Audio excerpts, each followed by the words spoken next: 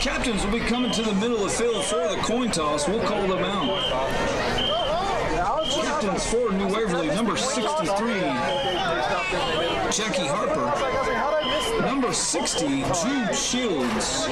Number 25, Hunter Henry. And number 44, Houston Forrester. Team captains for Anahuac. Number 9. Welcome into the Gore pregame show as Anahuac Sports Live brings you Anahuac Panther football as the Panthers travel to New Waverly to take on the Bulldogs. Welcome in, everybody. Alex Outram, Trent Hart, Terry Fortenberry here from Bulldog Stadium on the campus of New Waverly High School. And the Panthers come into tonight's ball game 1-0 after a shutout victory over Hardin Jefferson last week, 37-0. And the Panthers get their season started on a good note. Well, Alex, it's good notes are one of the things that we haven't experienced so far here in the oven that is a press box. But I mentioned that earlier. I'm not sure, too, how many of y'all were able to get in. And we've had quite a few issues trying to keep our equipment cool up here on the visiting side. But it looks like we're up. We're running. We appreciate everybody's patience. We had a bunch of notes that we were going to go over and kind of go over the Panther offense and defense, and as well as New Waverly's. It looks like Anahuac won the toss and deferred, which is unusual for the Panthers, Alex. It is. Captains for tonight's ball game, the senior Brooks Henneke, junior Thomas De La O, junior Tyler Kelly, and senior Garrett Dye. So, as you stated, Panthers will be kicking it off to the Bulldogs tonight. Want to thank Gore Propane for their sponsorship of the pregame show tonight. We had a really good one planned, but between lightning delays, the oven, and such, we a little bit truncated this evening. Well, hopefully when the sun kind of dips down below some of those clouds and below the home stands, things will start cooling down. It is starting to cool down in here. You can tell just by filling of the windows. When I got here earlier, Alex, it was probably a good 115 degrees in here. Yeah, when looking at the weather, when I did get here earlier, it was still 100 degrees outside. Now down to 93. So it's kind of a nice instant replay. So winds blowing due north, northwest. So on the field should be feeling pretty good this evening, as it will get down into the 80s. Sun will be completely set here in about 12 minutes or so. Oscar Garza has it teed up at the 40. Back deep for New Waverly includes number 19, Cade Garrett, and number 1, Dylan Thomas. We are set to go from Bulldog Stadium. Appreciate everybody tuning in. Garza gets into it. End over end kick is going to fall to the 14. Bobbled, picks it back up. This is Thomas. Thomas across the 25, and is going to be met there, as that is where New Waverly will set up shop for their first possession of the ball game. One of the things that we were talking about last week as we got into the postgame, Alex, and that's something that the Anahuac Panthers were going to have to work on, was especially their kickoff return and their kickoff coverage, and that's something that they did a little bit better on that particular kickoff, not giving the Bulldogs much room to go with. So they're going to give them forward progress to the 26.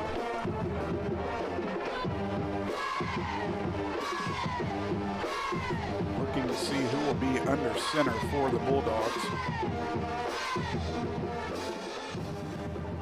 It appears to be Cade Garrett, the junior. He's offset to his left by Dub Simmons. That's actually not Simmons. Handoff is going to go right side, and that is actually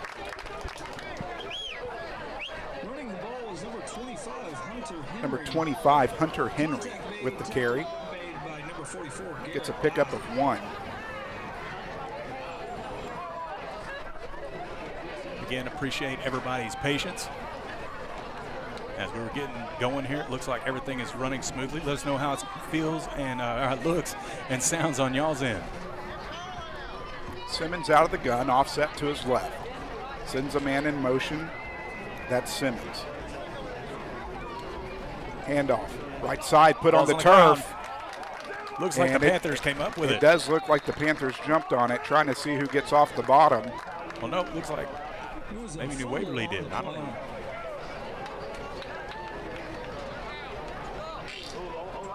New Waverly recovered there. New Waverly did recover. Little miscommunication there, it appeared, between Henry and Garrett.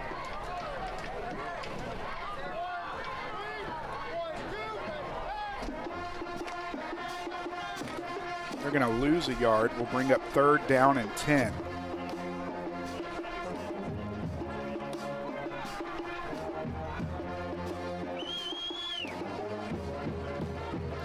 Four wide to the near, to the far.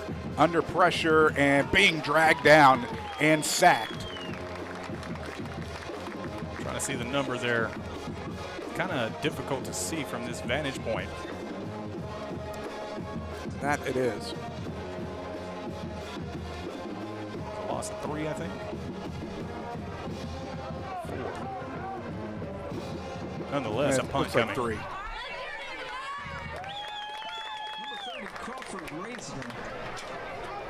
Mason Bueller back to handle the punt duties. Gets it off. It was actually Crawford Rosner. It was touched. Pretty sure it was touched. Maybe not. He's saying no. One ref is saying no. Yeah, they're saying no. It looked like it went off of Cunningham's arm, but I guess it didn't. Which is a good thing for the Panthers, as they're getting great field position right at the 50.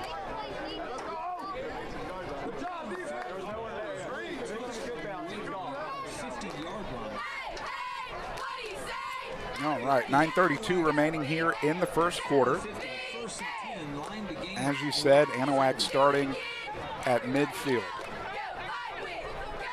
Logan Trotter will bring his offense onto the field.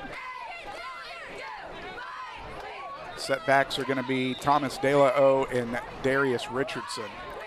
I want to thank Gore Propane for sponsoring the pregame show. Unfortunately, we weren't able to get through our pregame show and all the notes that we were going to go through, but thank you very much, Gore Propane. You can reach them at 409-386-2245, or you can visit them at their location at 6837 FM 563 in Wallaceville. Head coach Dan Schaub speaking to the officials on the other side of the field, feeling Cunningham did touch the ball, but it appeared there was 2 referees on this side who appeared to have very good views, and both of them agreed that Cunningham did not touch the ball. They are very adamant. So nonetheless, 1st down and 10 from midfield. Sends Coates in motion, fakes it. Trotter sets back, looking downfield for KJ Moore, and it's going to be incomplete as Trotter was under pressure, something we said a lot last week. Yeah, and that was something I had in my notes too, that the Anahuac Panthers were really going to have to work on this week, and that's given Trotter a little bit more time, and those front linemen there in the trenches are going to have to get a little bit more physical. Under center, pitch right, De La O across midfield, flag down in the vicinity of holding. As it stands right now, it's a pickup of 3. And you know, when an offensive line struggles to, really contain their blocks, you start seeing those holding calls a little bit more and more. In fact, it was a chop block, and that one's going to be costly. First penalty of the ball game. It's a chop block on the offensive team. Well, the penalties, that was another big thing last week. 175 yards in penalties for the Panthers last week, which we talked about as just not acceptable, especially in Coach Greg Neese's eyes. But, there were a lot of emotions going into last week's game. There was a lot of chatter down on the football field from what I understood, and understandably so with what the Panthers have had to go through all through the first part of the school year. So 15-yard penalty makes it 1st down and 25. or second down and 25. De La O around the left side is going to pick up 4. Going to have a penalty late. Another one. It could be face mask on the Bulldogs. We'll have to wait for the officials. And a good job by De La O. He was very patient there, trying to let his blocks develop there on the far sideline. And a very late holding penalty, as it looked like De La O was already being tackled when the flag was thrown in. Nonetheless, we'll see if they accept it or if they decline it. It would be 3rd down and 21, and it does look like they are going to accept it. So that'll make it 2nd down and 35. A lot of ground to make up here. As I tend to see probably a few bubble screens to try and get a little chunk yardage back to the original line of scrimmage.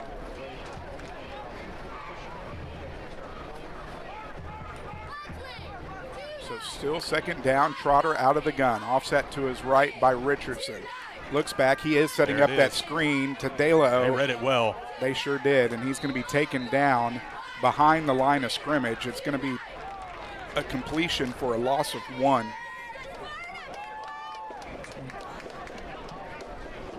We'll bring up 3rd and 36. Sure enough, they ran that bubble screen, and you know, the front line of the Bulldogs, I had notes of it that they were pretty decent through the middle, and that bubble screen kind of developed toward the middle of that side of the football field, and they swarmed to it and sniffed it out really quick.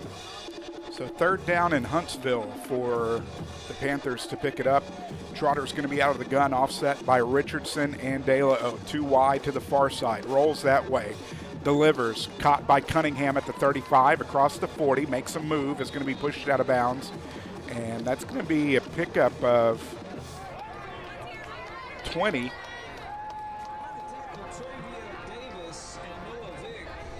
Nope, make that 16. And that'll bring it 4th down and long.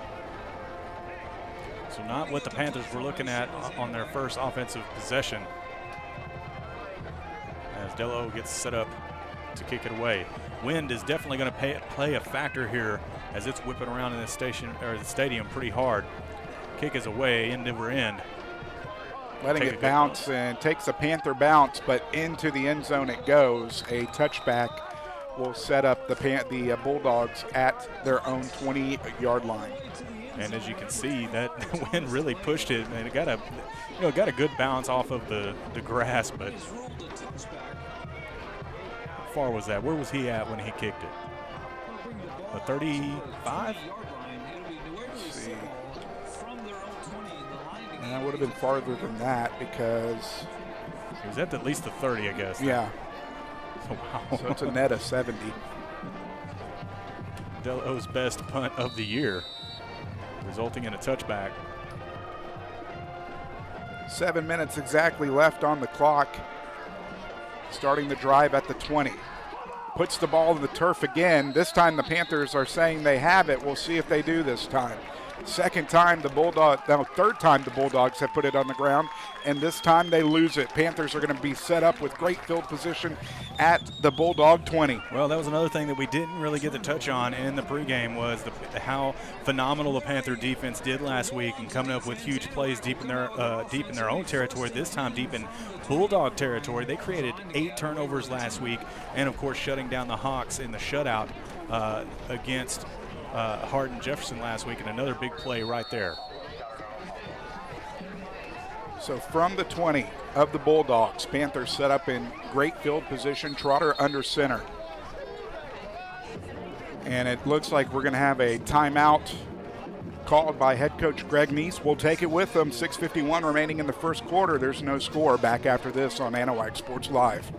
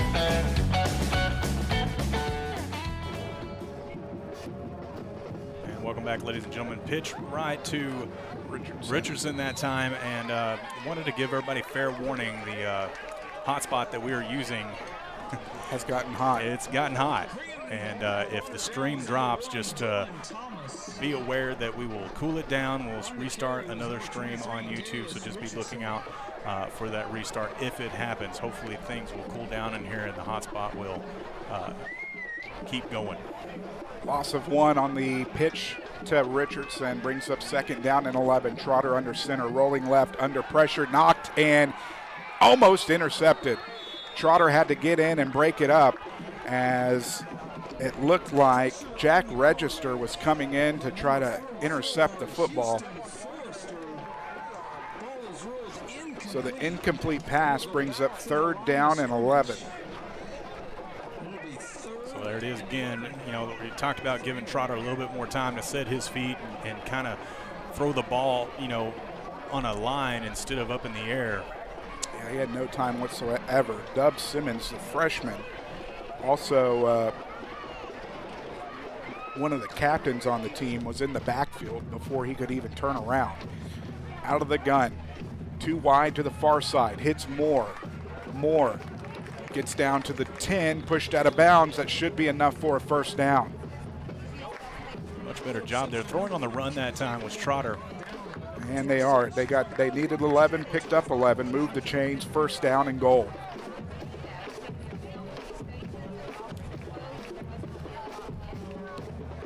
First down of the ball game for either team.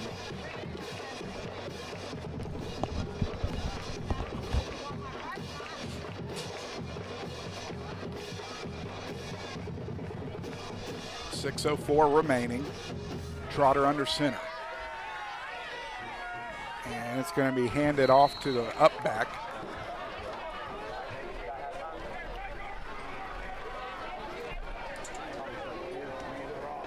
As that was Camden Wilson who ended up with the carry. Well, I guess that answered the question. I didn't see Camden earlier. I was wondering if he was going to play this week. I did not see him either. Pick up a 5, 2nd down and goal. So Wilson and DeLo in the backfield, moves them in motion, looks right, has Coates. Coates is going to be off the fingertips and incomplete. Will bring up 3rd down and goal. And I think Coates was looking at the end zone before securing the football there, kind of jumped up in the air and it just in and out of his hands, and he knows it. 3 for 6 for Trotter, 26 yards through the air. Clock stops with 5:25, 3rd down and goal from the Bulldog 5. Trotter 12 of 22 last week, 12 of 24 last week, I believe, with 145 yards through the air and 3 touchdowns.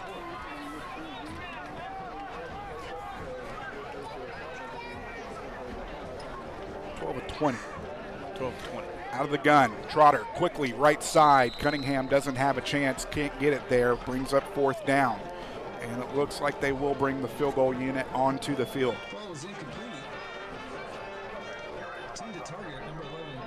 Should be about a 23-yard field goal if they mark it down at the 13, 7 yards back from the 5.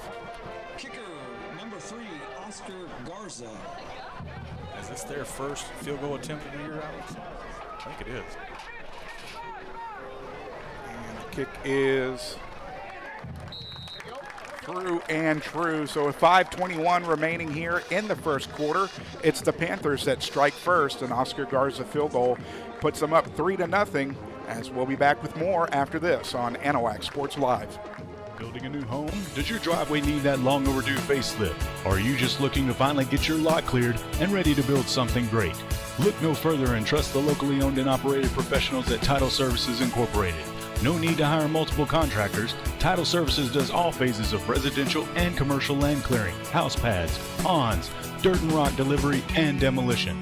Call for a free estimate, 409-267-1057, or visit them on Facebook at Title Services, Inc. Swanky Insurance in Anahuac, Texas is dedicated to community and service. That includes saving you money. With access to over 30 carriers, Swanky Insurance will give the personal attention that you deserve and tailor any policy specifically to your needs. From home, auto, flood, and windstorm, they are the one-stop insurance agency. Call agent and owner Todd Swanky to get your no-obligation cost-saving quote today at 409-267-3115, or you can visit them at swankyinsurance.com. Alex Outram, Trent Hart, Terry Fortenberry back here from Bulldogs Stadium on the campus of New Waverly High School, where the Panthers have jumped out to a lead after a turnover. They put up a 23-yard field goal, lead at 3-0. Garza is going to put it down and looking for the onside kick, and it looks like they got it.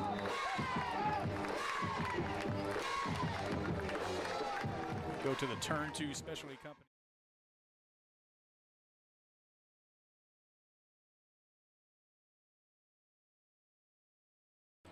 And he does. Onside kick is successful for the Panthers.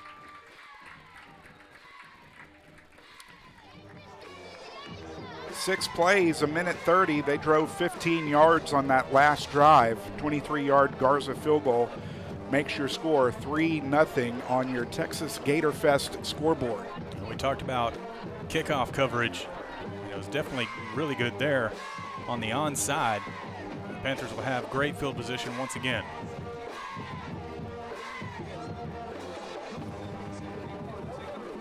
Second drive in a row starting in Bulldog territory from their 49.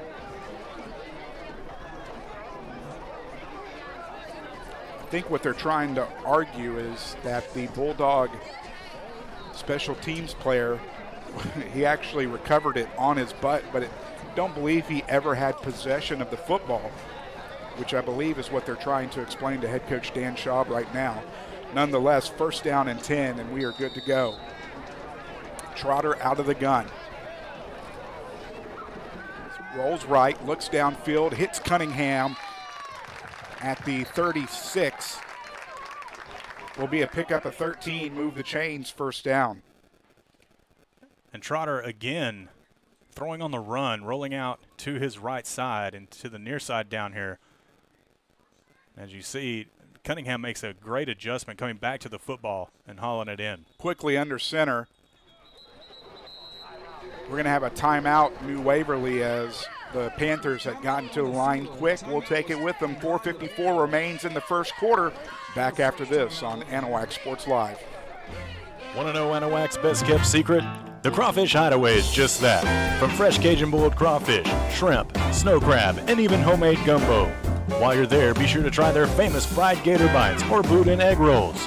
Starting in December, come get your bug on at 400 Miller Street in Anahuac, 409-267-6060, or find them online at crawfishhideaway.com. The Crawfish Hideaway, proud supporters of Anahuac ISD and Panther Athletics.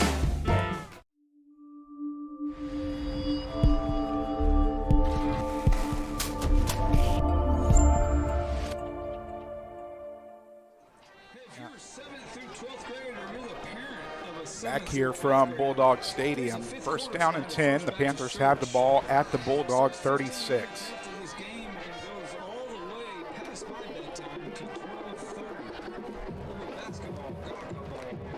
Panthers leading it 3-0.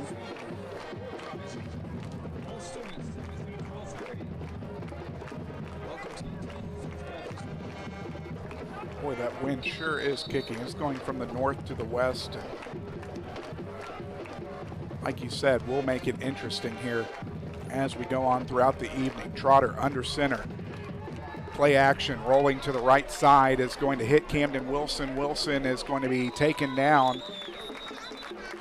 And it looks like the 25. Flag is on the play in the vicinity of holding once more.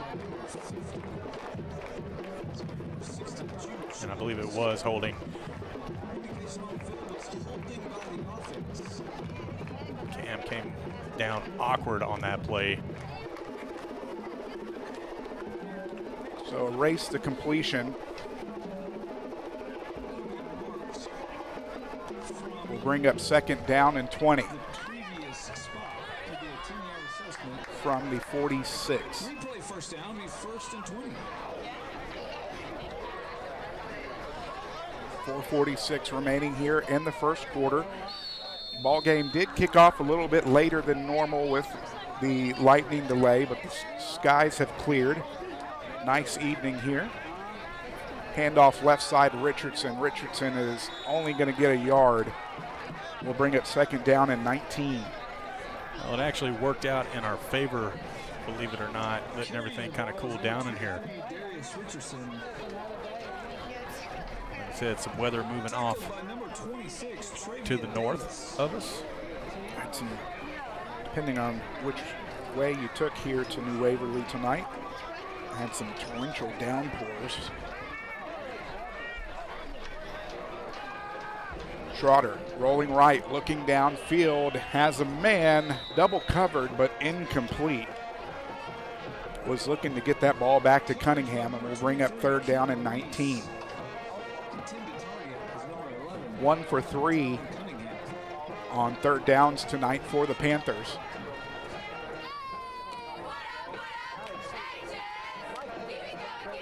And an update from the Panther Den. Anahuac Lady Panthers leading Warren 23-19. Not sure which set they're in, possibly the second.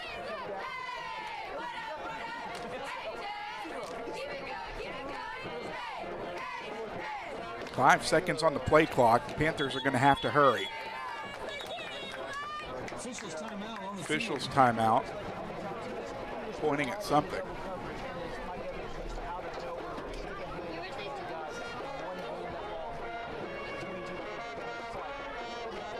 Quandre Coates is coming off the field.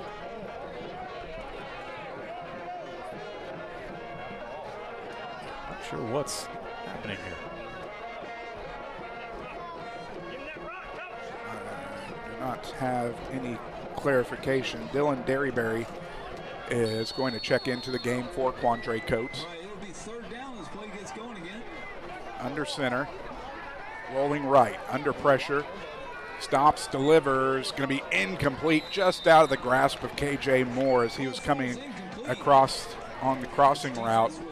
Nonetheless, brings up fourth down, and the Panthers will have to punt. Well, I'm still confused on why the officials called a timeout, because if those players would have been ineligible and the Panthers would have ran that play, that would have been a penalty. So I'm unclear as to why he calls a timeout and then tells those two players to come off the field, Alex. It's a new one to me. De La O back deep to punt it. It's going to be a fake and trying to get it to Coates. Cannot get it there. The direct snap went to Logan Trotter. Tried to hit Coates on the seam route. Couldn't do it. Turnover on downs.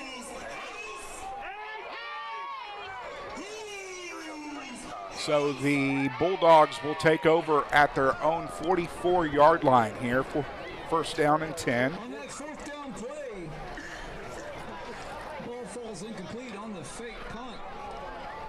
It'll be turned over on downs.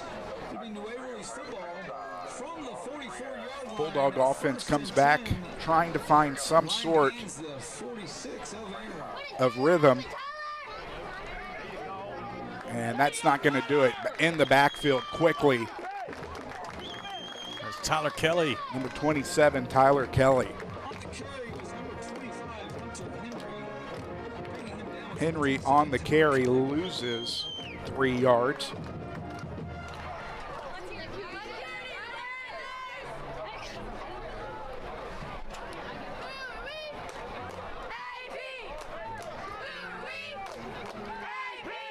Out of the gun, 3 wide,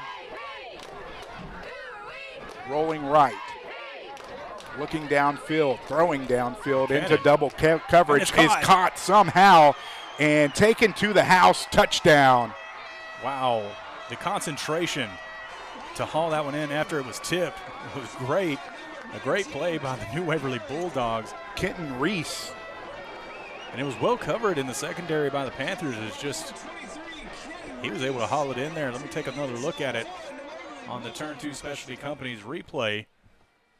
And I came a little bit too late on that replay. Sorry about that. But however, a touchdown for the New Waverly Bulldogs.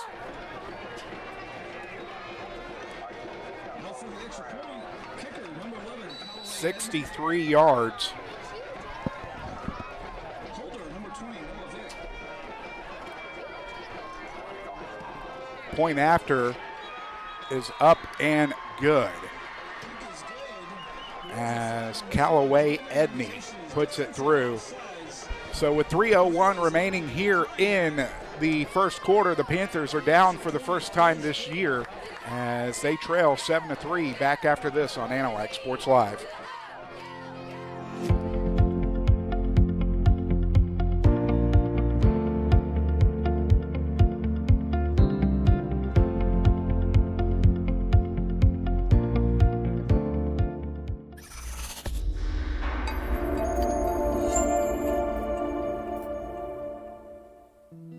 Jerry's Oysters is a 3-generation family-owned and operated business located on Galveston Bay since 1970.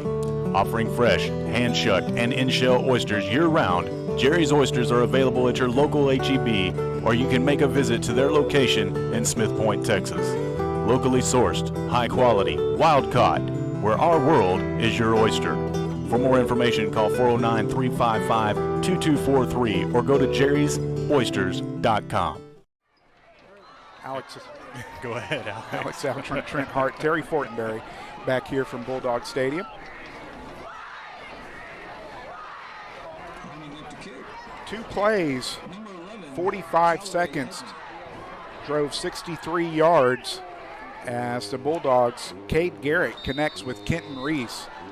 Point after was good from Edney. Makes your score 7-3 on the Gator Fest scoreboard. End-over-end kick is going to fall to the 26 and down at the 28. It was Derryberry who it got kicked to, one of the upmen. And he's actually went down at the 30. I'm going to go back and take a look at New Waverly's fake onside kick. Came up to the line quickly and went back, so that was by design.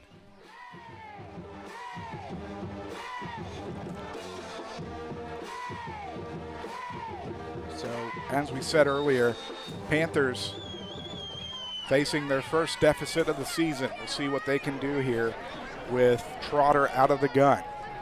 Out of the pistol, it's Richardson behind him. He's going to, or Delo around the right side is going to pick up some yardage before he gets met.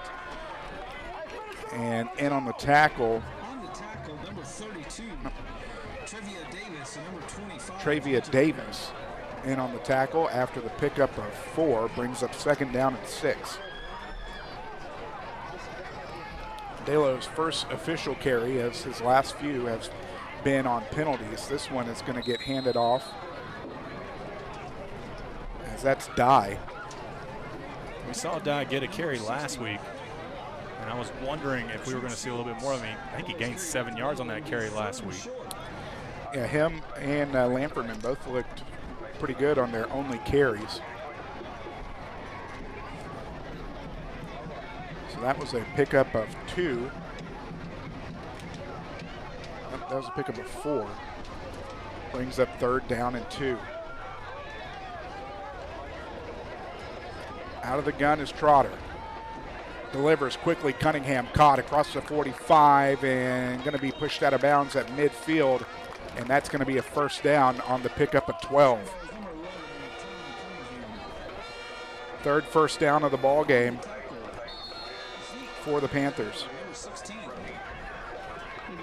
3 receptions, 41 yards. Handoff, Dye across midfield is going to be taken down at the 45. They're going to give him the 46. That'll be a pickup of 5 for Dye. Brings up second down and 5. Dye, definitely a downhill runner, lowering his shoulder. Quickly, Trotter, pitch right. Dye has some room, fighting off a tackler, down to the 30. And there he is again.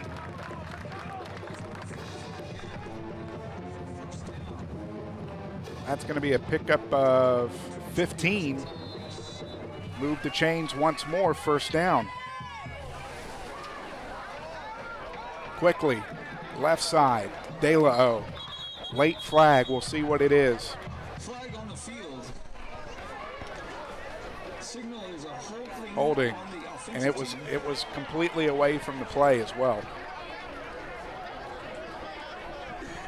Tackle was made by number 1, Dylan Thomas. So Dalo still plagued by penalties on his carries. 24, still there. Brings up first down and 20. Looks like That's a 10-yard the last carry, Bello got that penalty, but I was going to go back to Dye. Shades of Cade from a couple years back. Absolutely. Using him as a hard-nosed runner, and now Garrett taking some of those duties. It's good to see. First down and 20 from the Bulldog 39. 40 seconds and counting here left in the first quarter. Trotter's out of the gun, sends Dye in motion. Quickly, Cunningham, hook and ladder to De La O. Across the 20, down the sideline, pushed out of bounds. Inside the 5. Inside the 5, I think it's the 4. It's the first time we saw the hook and ladder this year. True flicker on that play. If I got the replay on that one quick enough. There it is right there as you see Cunningham pitching it back to De La O. Another flag on the And field. another flag. What is going on again? And it's Holding. another hold against the Panthers. They have the flag down at the 25. So There was a holding on the call. that'll be a Mark that from the pickup start of the foul. They'll take it of back 14 yards. and then mark it off. So it's only going to be a net of 4 yards picked up. Very unfortunate penalty to take away a big play. Main first down. First and 10 from the 35-yard line. First down 15, it looks like to me. So first down and 15. A net of 5 yards picked up. Out of the gun is Trotter. Trotter rolling right, looking downfield, has Coates, and it is going to be just overthrown. We'll bring up second down and 15. Trotter just had too much on that one. Better protection that time. He was able to set his feet in the pocket. Ball falls incomplete. That'll bring up 20 second pass and plays for Trotter in the game last week against Hardin Jefferson. 12 attempts here in the first quarter against New Waverly. Had 114 passer rating last week. From the Bulldog 35. Trotter's under center. 2 setbacks behind him. De La O and Dye. Pitches De La O, using Dye as the lead blocker across the 30, getting pushed out of bounds, just past the first down marker. And they're going to mark it right at the marker, 15 yards, 5th first down on the pickup from De La O. That will be the end of the first quarter, where the Bulldogs lead the Panthers 7-3. Stick around for more action back after this on Anahuac Sports Live. Coastal Field Services, Southeast Texas' go-to company for right-of-way mowing, land clearing, site preparation, industrial commercial herbicide application, and industrial commercial site ground maintenance. No matter what your property maintenance or clearing needs are, you can rely on the professionals at Coastal Field Services. For more information, call 832-900-9800 and visit them at coastalfieldservicesllc.com. Since 1948, Wilcox Drug Store has been the Anahuac area's most experienced and trusted pharmacy. Continuing its long-lasting reputation for personal attention to all your medical needs, Wilcox Drug Store offers counsel, refills, transfers, compounding, flu shots, and delivery. Visit pharmacist Dave Wilcox and his experienced staff today at 1208 Miller Street in Anahuac or call 409-267-6141. Wilcox Drug Store, delivering solutions, delivering confidence.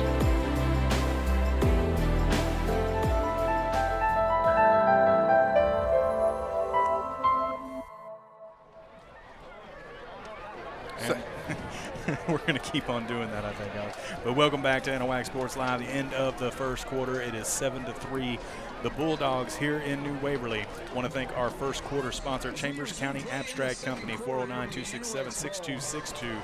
And you can see them at ccac.net. First and 10, line to gain. Inside the red zone of the Bulldogs from the 19. First down and 10 as we get the second quarter underway. 2 setbacks are Dye and Richardson. Dye trying to get around the corner, does. Turns it upfield, and it's going to be taken down. Trying to see where they marked. Get the first. Number 60, Jude Shields. Looks like it's going to be a pickup of 11.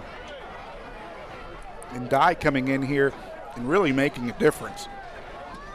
4 carries, 35 yards, quickly. Pitch left, Richardson follows his blockers, tackled into the end zone, touchdown from 5 yards out. That's 24 Dela-O, actually. Richardson's 23, right? That is right. So Dela-O getting one into the end zone for the first time this year. Swinging gate here for the Panthers, trying to go for 2. They will set up into the traditional point after with Garza set to take it. They tricked me there. Trotter, the holder.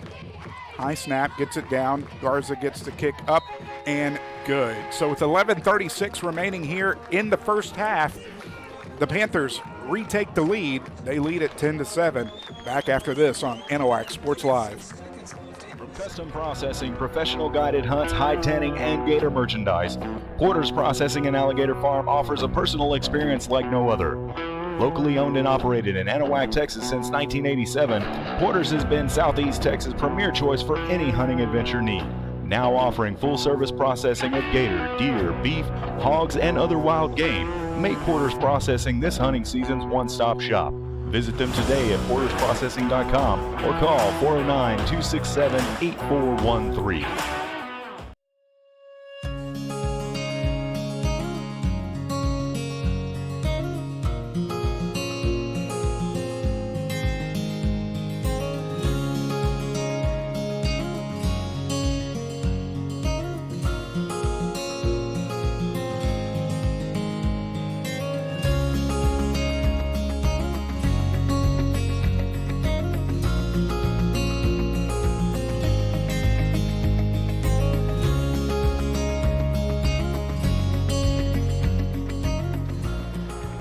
Alex Outram, Trent Hart, Terry Fortenberry back here from Bulldog Stadium as Garza has it teed up at the Panther 40.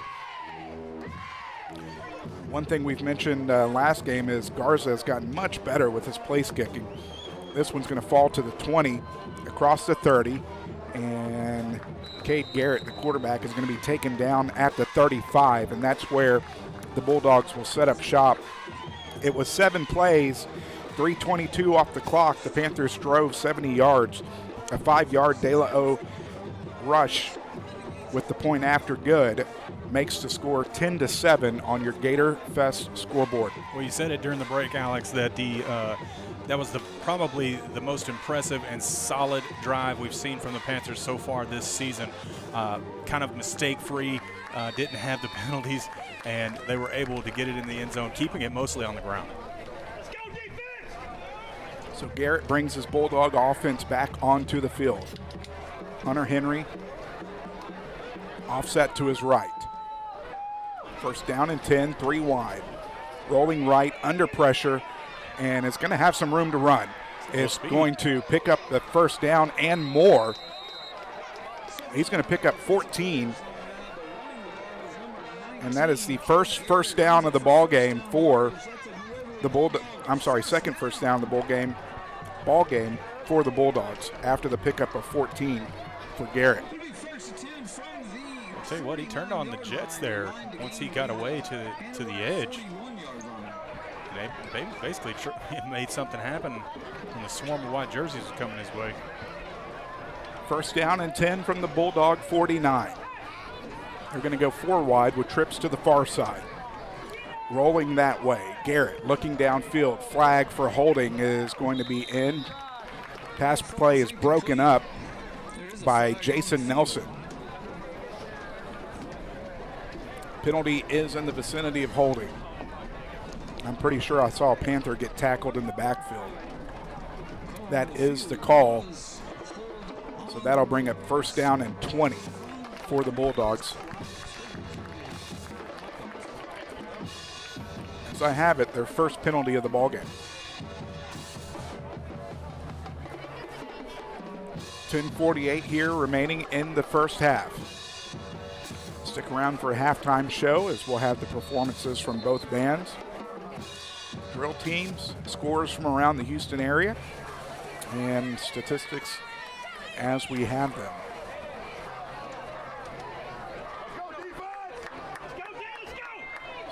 First down and 20. Garrett out of the pistol. Hands it off. Henry's going to get caught in the backfield. There's Tyler Kelly again. once more. And that's going to be a loss of 2. 4 carries for Hunter Henry and a negative 5 yards. Tyler Kelly getting good penetration up front, sniffing out that run for a loss. Here, his dad getting excited, isn't he? Second down and 12. There's always some good excitement from Kevin. He's keeping this Panther fan base who traveled well this week into the ball game. Garrett under pressure is going to throw the ball away. That was behind the line of scrimmage. That should be.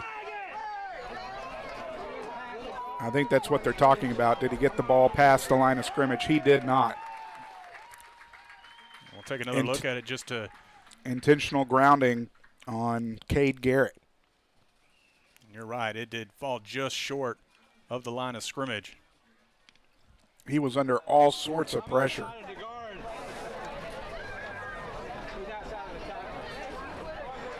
I believe it was Caden Campbell who was after him.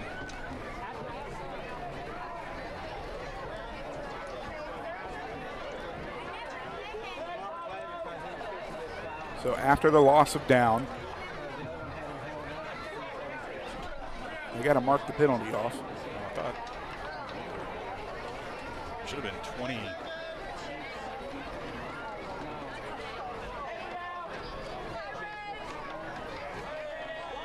Okay. I guess they're marking it as a spot foul. Nonetheless, third down and long. Under pressure, Coates trying to get to him, and this ball is going to be way overthrown, and will bring up fourth down. 1 for 4 on the evening for Cade Garrett. And the Bulldogs will have to punt. 4th and 24, I believe it is. It's the unfortunate side effect of being on the visitor sideline. You can't exactly see where that down marker is. Not the friendly confines of Kyle White Field. KJ Moore back deep to take the punt for the Panthers. Angles it to the left side, is going to take a Bulldog bounce, and it's going to go inside the 20, still rolling. It's going to be taken at the 18. And there's that wind again playing a factor on the punting game. We saw it earlier whenever Delo had a touchback on a net of a 60-yarder. And another good one this time on the Bulldog side of things. So 9:36 remaining here in the first half. This is going to be the 5th possession of the ball game for the Panther offense. As we said earlier, really good drive from the Panthers. Last time out. Really spurred by the play of Garrett Dye, who had 4 carries and 35 yards on that drive. Out of the gun is Trotter, lone setback. He's going to keep it himself. Looks like he's going to pick up 4. Will bring up 2nd down and 6. His first carry of the ball game. Looks like Warren is leading the second game 20-16. The Lady Panthers were able to take the first game. Right, they are in the second game. So 20-16 Warren in the second game there for high school volleyball action at the Panther Den. That is also live on our YouTube channel. Not telling you to leave here by any means, but we are dual broadcasting tonight, the volleyball game and the football game, both on our YouTube channel. 2nd down and 6, Trotter under center. Rolling to his left, has Dye wide open. Dye has it across the 35, or across the 25, across the 30. Taken down at the 32. Flag is down. Another hold, if I had to guess. Signal on the field is Illegal man downfield. was downfield on the offense. So that's going to be a loss of 5. We'll bring up second down and 11.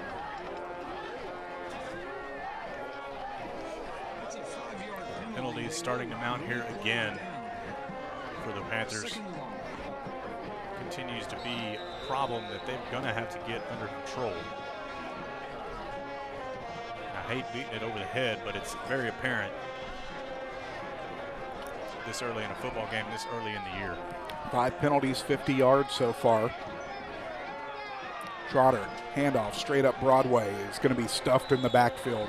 That's going to be a loss. Delo stuffed for a loss of 2. On that tackle, number 55, Julius. We'll bring up third down and 14. I mentioned earlier the new Waverly defense, they are pretty good up the middle. And from what I can see on the film and what we've seen so far here tonight, they have trouble on the edges. So it'll be interesting to see if the offensive coaching staff sees the same thing and starts hitting that away. When they've had a lead blocker out front, they've been able to pick up pretty good chunk yardage. Rolling left, has Coates and is not going to be able to connect with him. Another miscommunication there and another overthrow by Trotter. And the Panthers going to have to punt it away again tonight. Not the start that they were looking for here in the first half of this ball game, that's for sure. Had some good things go their way, but just unable to get a rhythm, it seems. Clock stopped with 7:35 remaining here in the first half. De La O is going to be kicking it away from pretty much the goal line. Wind is blowing due west.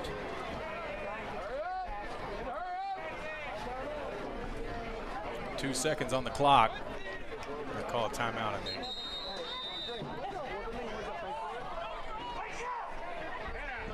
Did they take the penalty or did they call a timeout? And that is a delay game on the Panthers. It's a 5-yard penalty. Remains fourth down. Now we're going to have a timeout. Official timeout. This will have to be an official timeout. Yeah, the clock was continuing to run when it should have stopped. Still running. Now it's stopped. We'll have to reset the clock. It's fourth down and they place it halfway.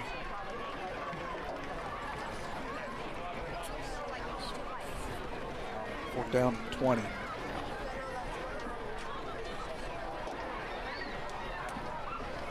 Or fourth down and 19. It was third down and 14, 5-yard penalty, fourth down and 19. So De La O will be punting it from his. Now he's in the end zone Yeah, rather than the goal line. Zone. Yeah, that's unfortunate. I'll be watching. I'm sure the Bulldogs will be bringing the house on this play.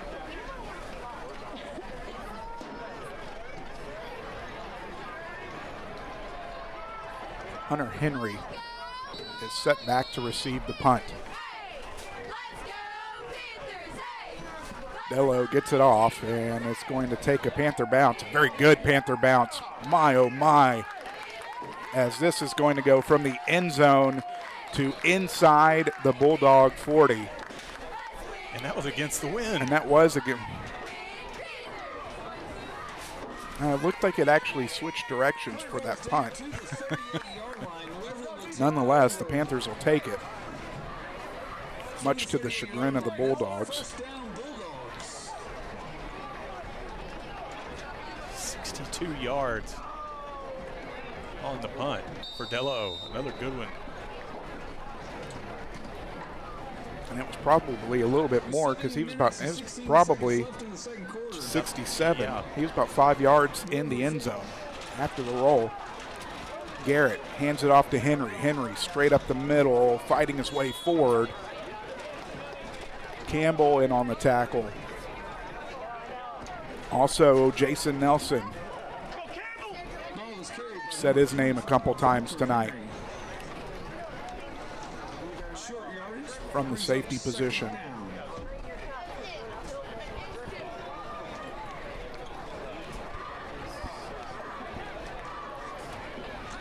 Looks like a pickup of 4.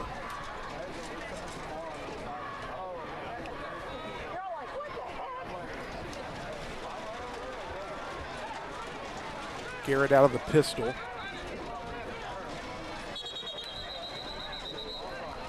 Play clock ran out. Delays on both teams now. Delay a game on the Bulldogs.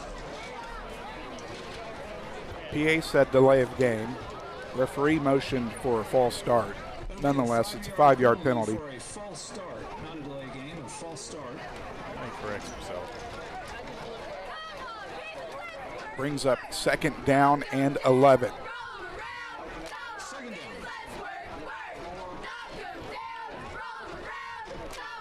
Confusion all around. Both teams, the referee crew, the booth. At least we're consistent.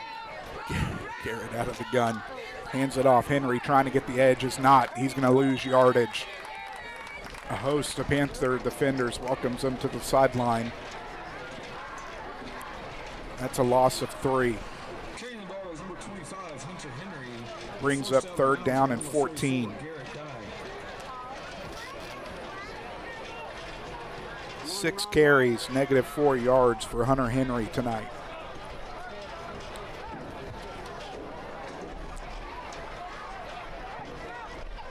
The Bulldogs have had 2 positive yardage plays tonight. Rolling right is Garrett. Under pressure from Dye. Pass is going to be incomplete. Intended target is number 44. And that'll bring up 4th down for the Bulldogs. Tell you what, Simmons, I just noticed how big that kid is. Wearing the same number as was it Samaha last week? Yes. For Hardin Jefferson, he was a towering player as well. And a freshman. Number 30. Wow. Crawford Razor is on to punt. So clock stops with 5:35 remaining here in the first half.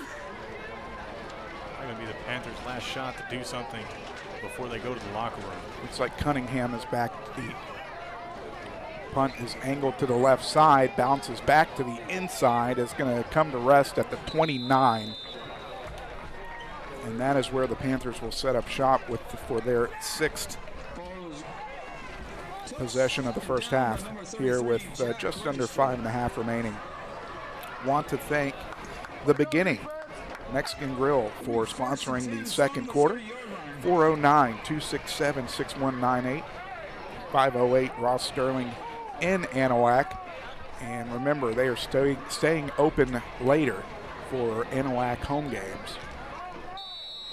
Make sure you check them out after. Staying open until 11, I believe, on home game nights. So they mark it at the 30. Trotter out of the gun. Quick pass to Cunningham, bobbles it, comes up with it. 30, makes a move back inside. Still 36, fighting his way forward. As he's going to get to the 38. That's a pickup of 8, 2nd down and 2. And a great second effort there by Cunningham. If we'll be able to see this replay before the Panthers quickly go back to the line here. Trotter under center. It's going to get handed off to the second back through. He's going to pick up 2. Trying to see who it was handed off to. Was that Delo? It was. Looks like he got enough for the first. He did. 6th first down of the first half here for the Panthers. 24 yards on 5 carries for Thomas Delo. Was there a penalty I didn't see? There was. And yet again. Call on the field was illegal participation on the offense. What? What is illegal participation? More than 11 players on the field. Oh, so there was 12. 12 men on the players field, on the okay. field. That was a new one. quite know what that meant. It's a 5-yard penalty. 5-yard penalty from the line of scrimmage. Erase the 2-yard pickup again for Thomas. I feel bad for him. Yeah, it seems like every time he's touched the football, there's been a hold or there's been some kind of, weird penalty going on or weird timeout and replacement players by refs. It's, yeah. 2nd down and 7. It's been fun. Trotter under center. 2 setbacks. He's going to pitch it inside to Dye. Dye's going to see if they give him anything. I think he got back to the line of scrimmage. We'll bring up 3rd down and 7. Again, trying to go up the middle was that particular play. Surely the Panthers are going to come back after the halftime break. Apparently, press them on the edges. Apparently there was a number change on the Bulldogs. We'll get to that after this. Trotter sets back, looking downfield, and is hammered in the backfield. Coming in untouched was Noah Vick, the senior. A sack on the quarterback by number 20. Big play there for the Bulldogs. That was a 3rd down sack. Brings up 4th and long. 3:45 and counting here in the first half. A big hit there off the blind side for Trotter. Seems like he was all right, though.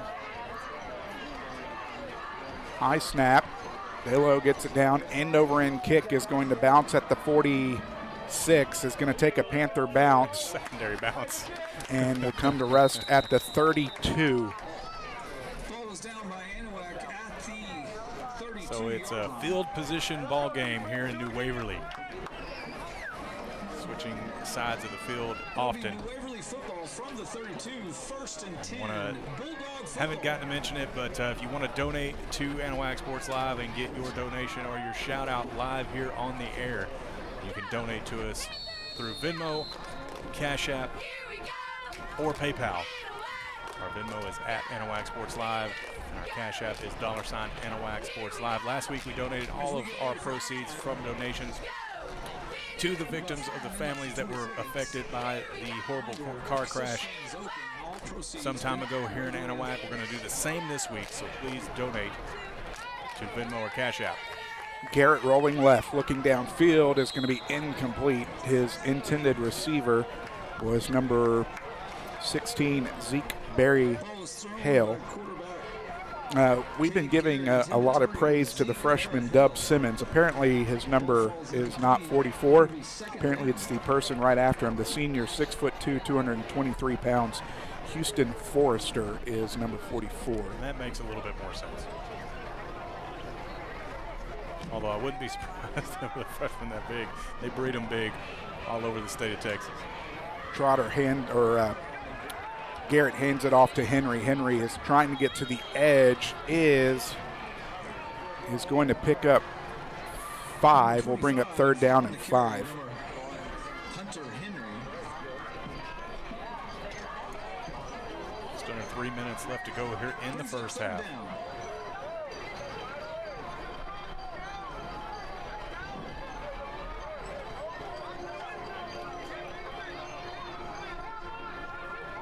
I want to thank the Turtle Head cookers who are listening from the cook-off. Rolling right, delivering downfield, and is going to fall incomplete. And speaking of the cook-off, the GatorFest cook-off is going on right now. They'll be judging tomorrow, Washers and Cornhole Tournament tomorrow at 11 o'clock a.m. If you haven't done so, go and check them out at the GatorFest barbecue cook-off tomorrow. And then the GatorFest itself kicks off next weekend, next Friday at Fort Anahuac Park. Proud sponsors of our scoreboard here tonight is the 2023 Texas GatorFest. Great band going on tonight. Part of the Street Dance Festival is the 22s. They go on stage here in about 8 minutes. Punt is angled to the left side. It's going to go out of bounds. Looked like it was about the 48. We'll see where they mark it. favorable. Not surprising. But there is a flag down, also not surprising here with 2:27 remaining in the first half. Wow.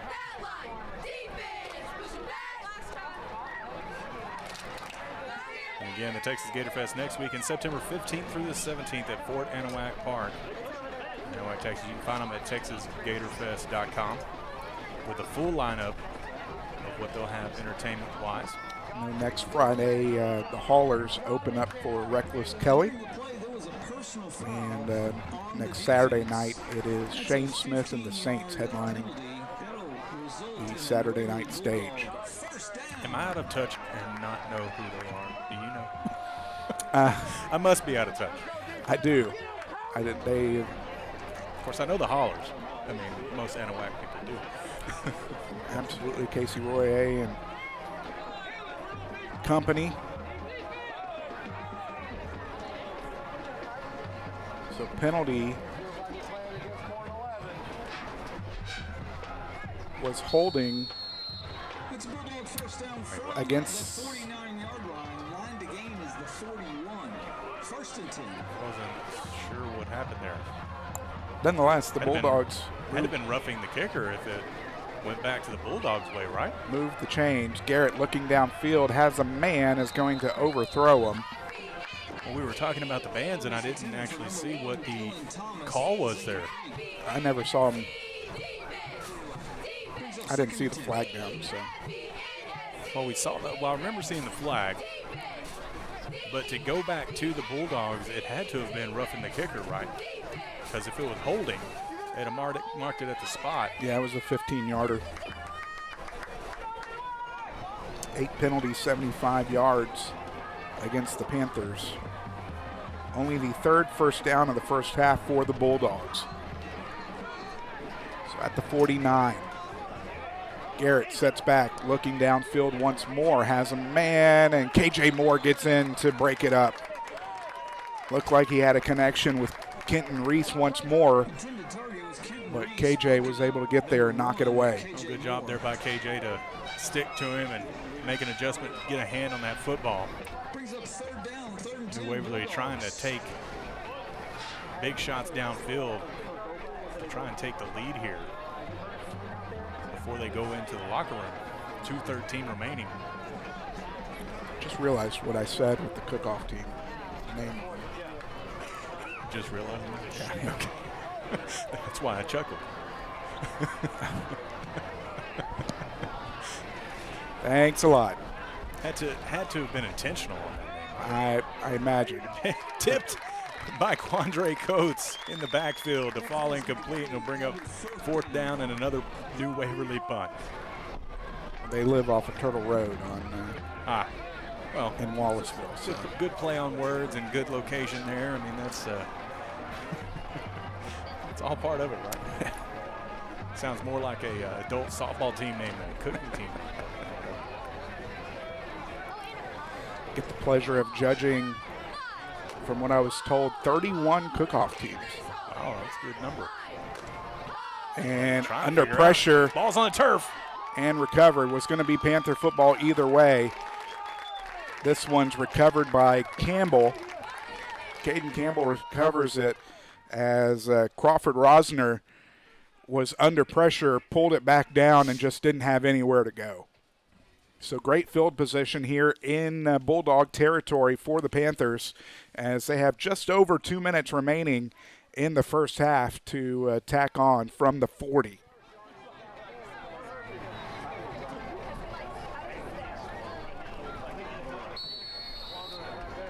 Attempted fake, not fooling the Panthers.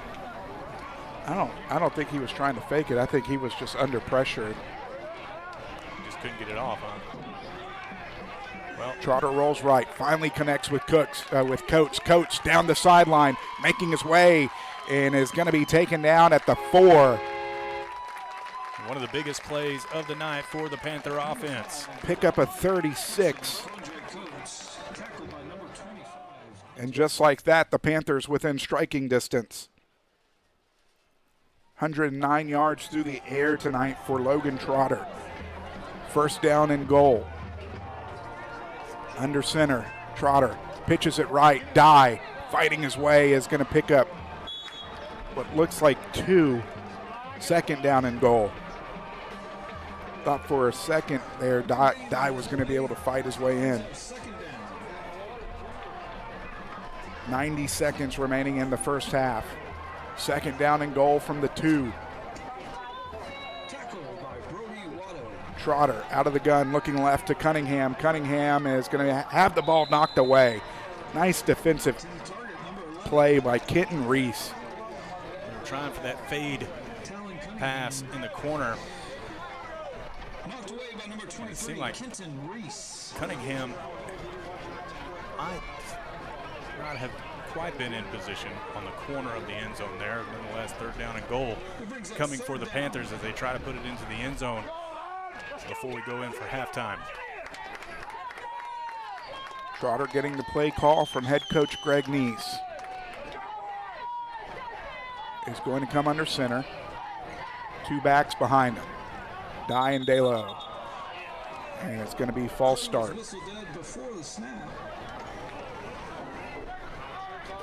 That's going to bring up third down and goal from the 7.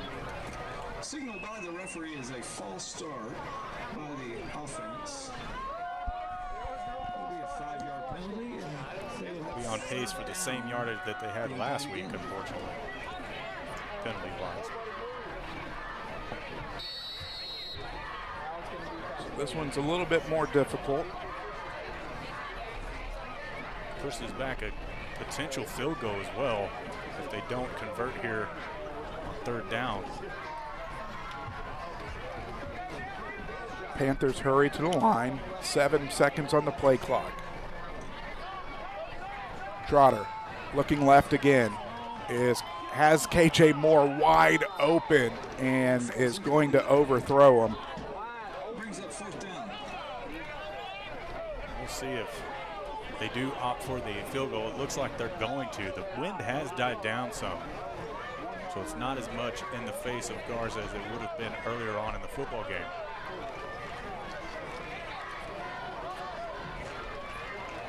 So from the right hash, ball's at the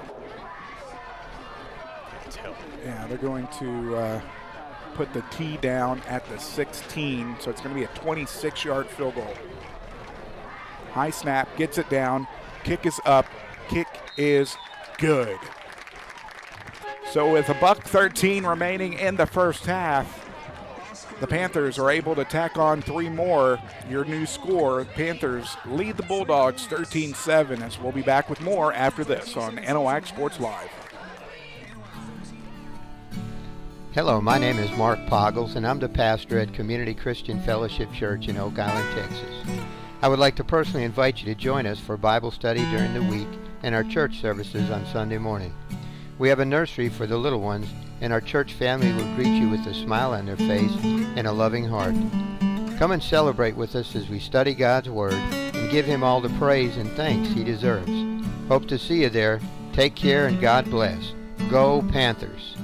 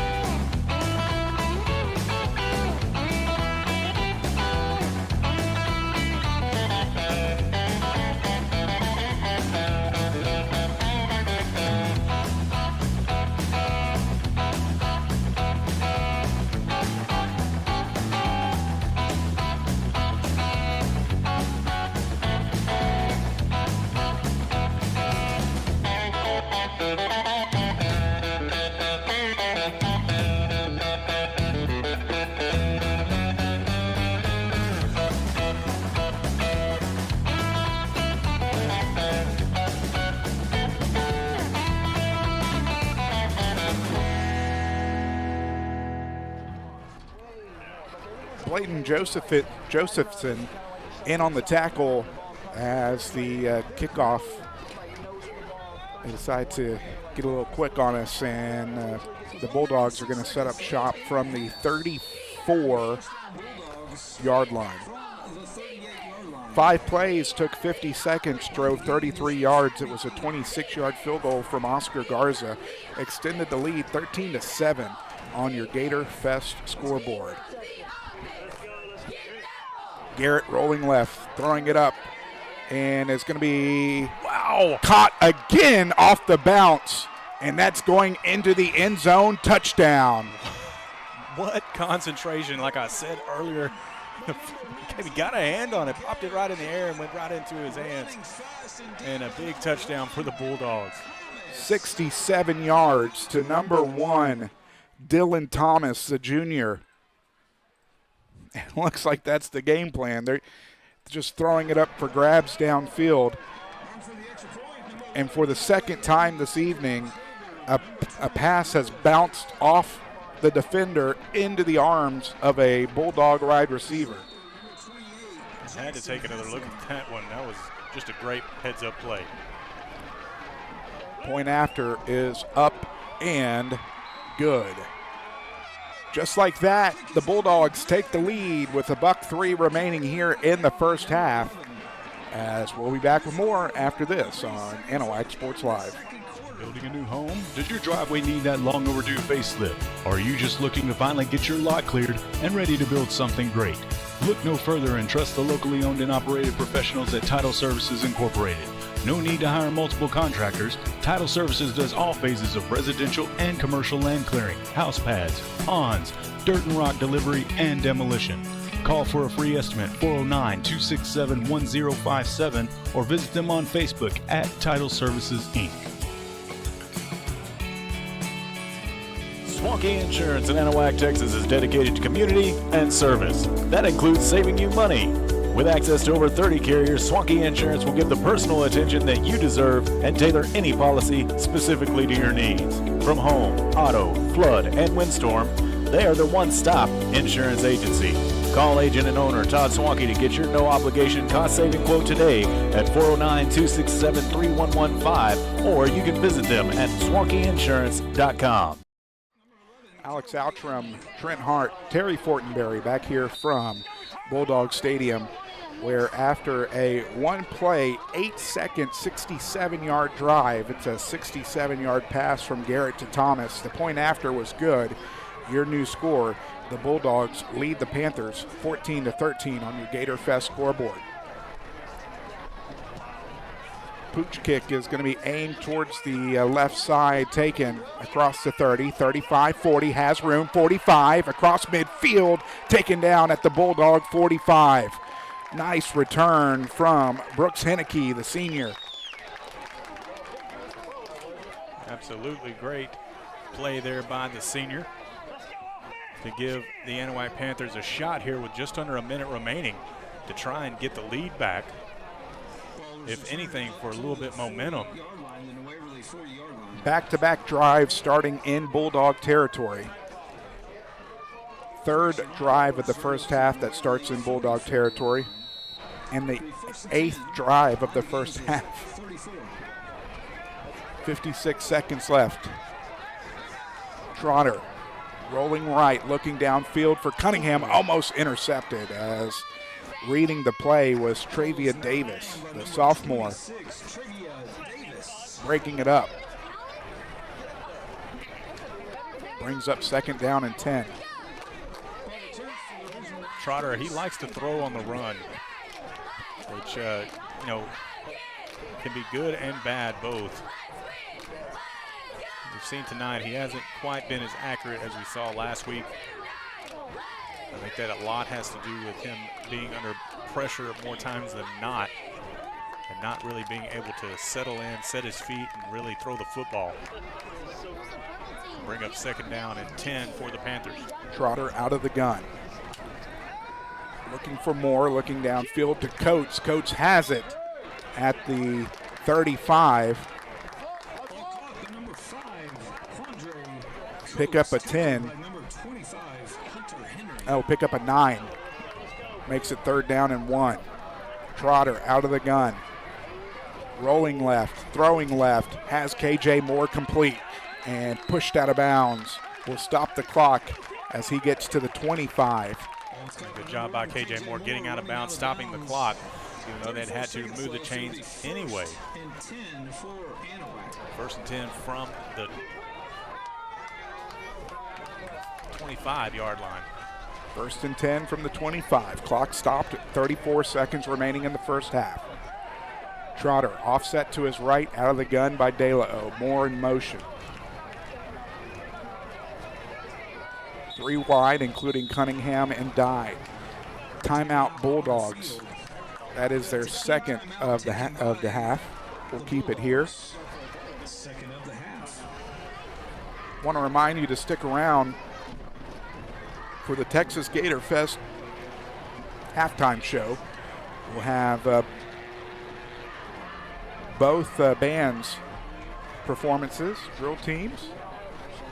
They will be facing toward the opposite direction, so we'll tune in for a little bit, but we're going to give you some scores from around the area, as well as recapping the first half here in New Waverly. So stay tuned for that in the Texas Gator Fest halftime show.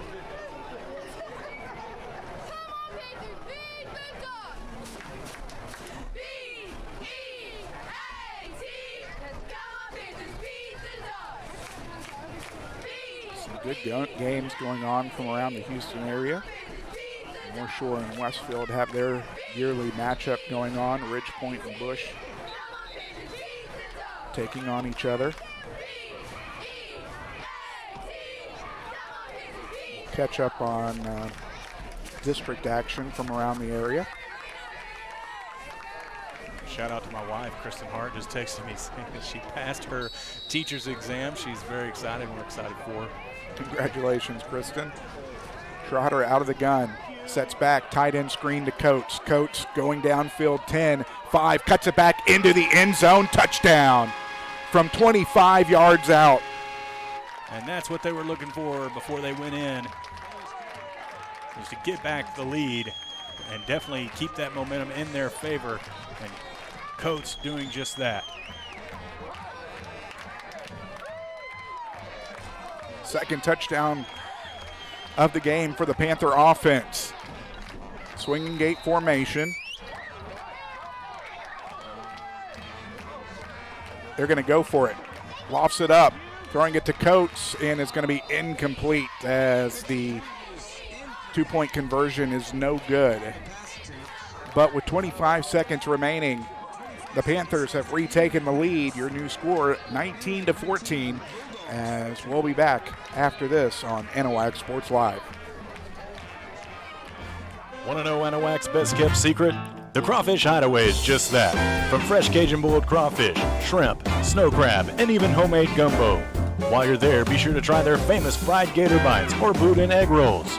Starting in December, come get your bug on at 400 Miller Street in Anahuac, 409-267-6060, or find them online at crawfishhideaway.com.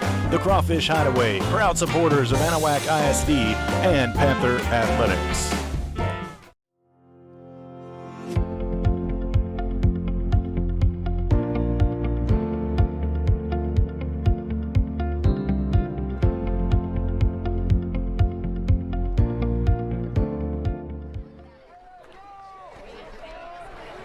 Alex Outram, Trent Hart, Terry Fortenberry. Your prime time crew. 25 seconds remaining here in the first half. 4 plays, 31 seconds off the clock, drove 45 yards. It was a 25-yard tight end screen from Trotter to Coates. The 2-point conversion was no good. Makes your score 19-14 on the Texas Gator Fest scoreboard as Garza gets into it end over end, bobbled at the 20, trying to find somewhere to go, and it's going to be taken down. Good special teams coverage from the Panthers.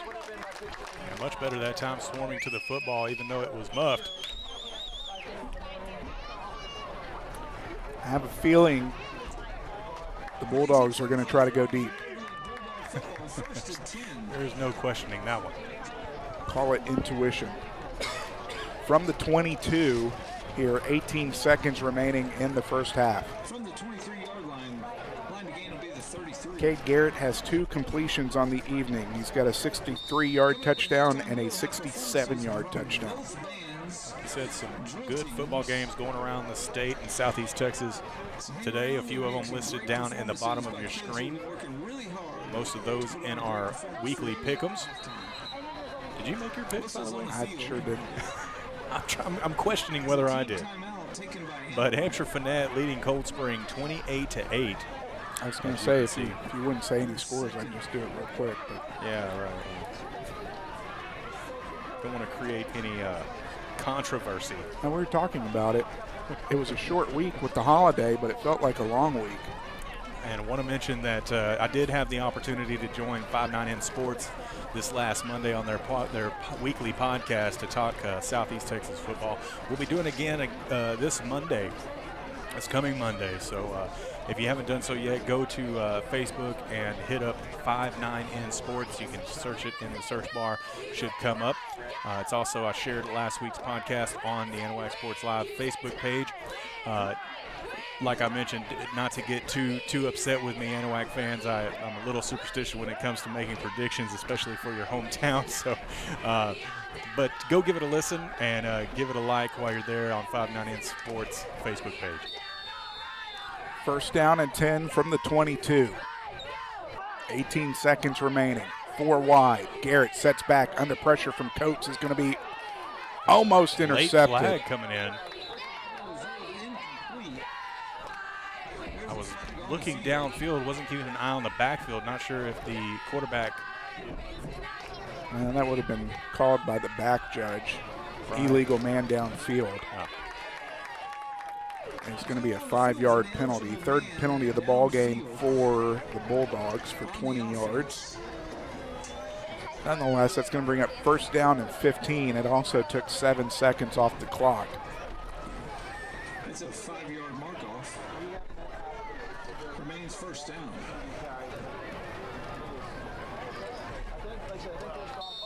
There's another tip and catch for another huge game.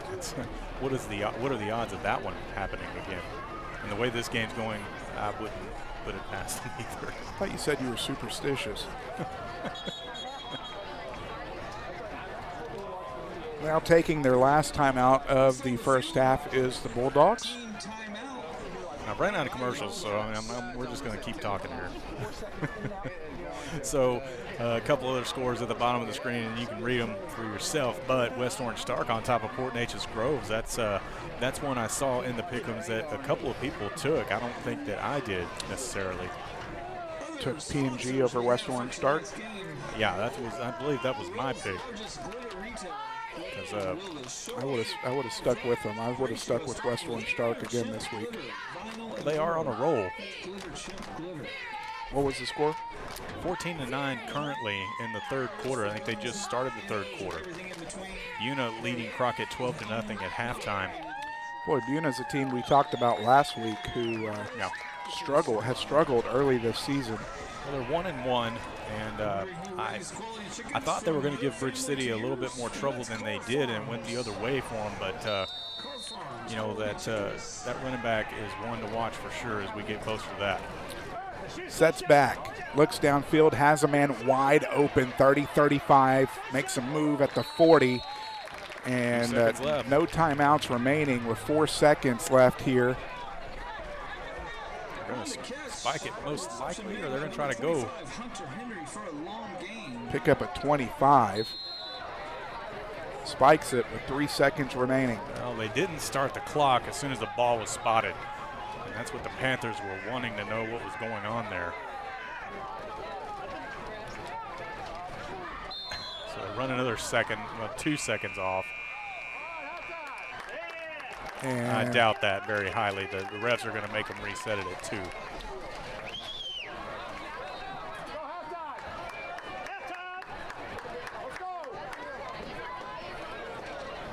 They're talking about it. I'm pretty positive they're going to give them at least 2 seconds in another play. But they should have ran the clock as soon as the ball was spotted. Correct. And they didn't. And then there was a pause in the football game. Honestly, they should just go to halftime after that debacle. Of course, the way things have been going in this first half. It's been a pretty big debacle all around.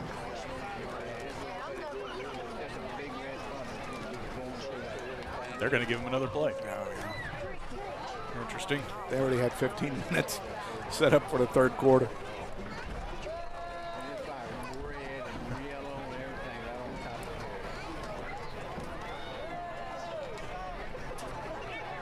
He's talking to the line judge about it. Probably not too happy. Yep, put 2 seconds back onto the clock. They're going to give him one more play, and Waverly will take a shot downfield. Anahuac is going to take a timeout to talk about it. And if with any luck, we might get out of here at midnight, the way things are going. I was kind of thinking about stopping by the barbecue if we did get out of here. It's just going to happen. Yeah, I don't think that's going to happen. I get the pleasure of judging, but that starts pretty early in the morning. In fact, let me remind myself what time that starts in the morning. I was debating on whether or not to head out in the morning to the barbecue cook-off.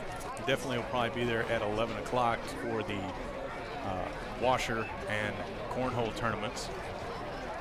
I'm going to be there at 8:45. Not too bad. You get to sleep in a little. Something like that.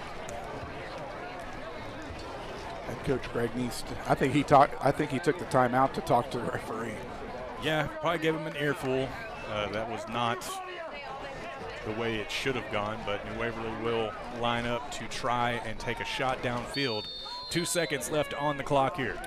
Trotter's going to be out of the gun, 5 wide, trips to the far side.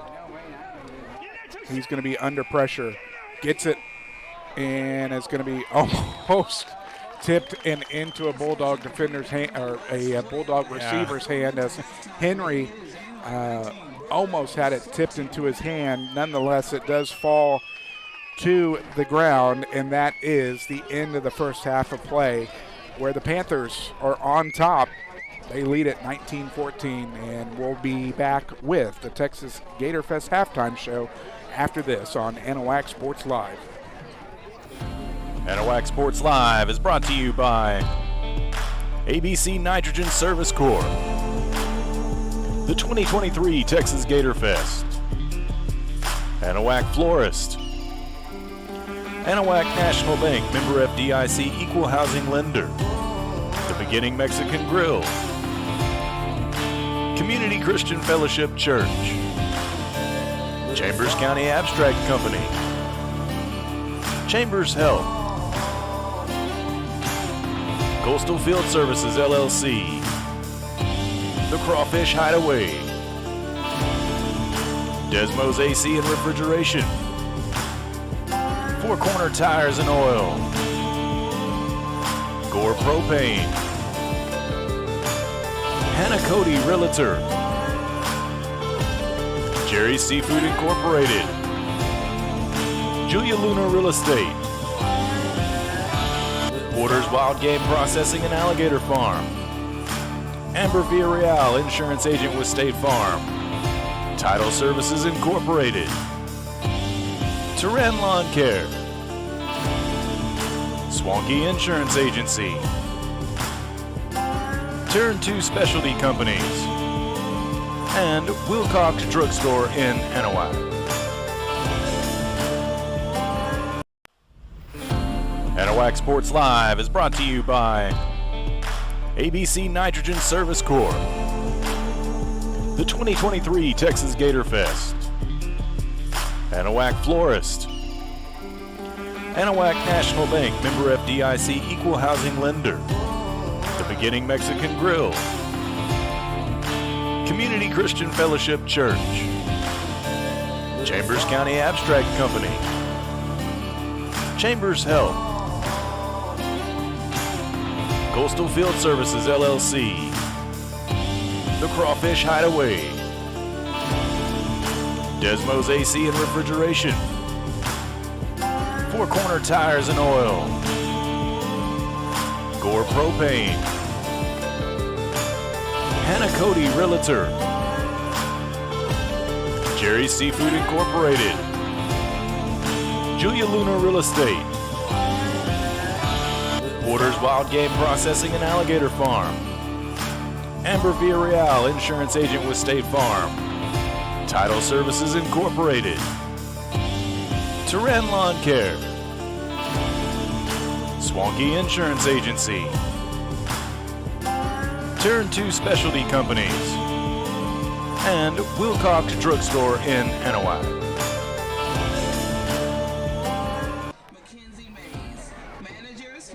Johnson, Raina Villapando, and honor guards Jalen Lewis and Yanisha Lewis. Spirit Girl of the Week is Kayla Cooper. Performing a palm jazz hip hop routine for your entertainment. Let's dance, ladies. Your music is on.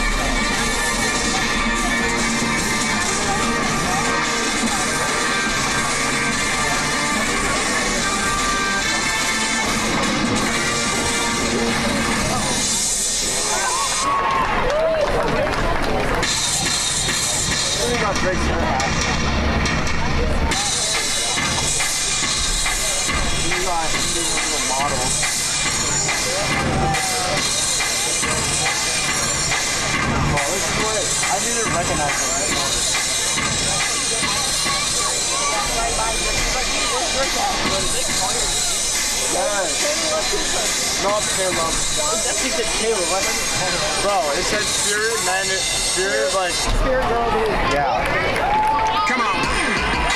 Let's go. I'm just trying to go to work.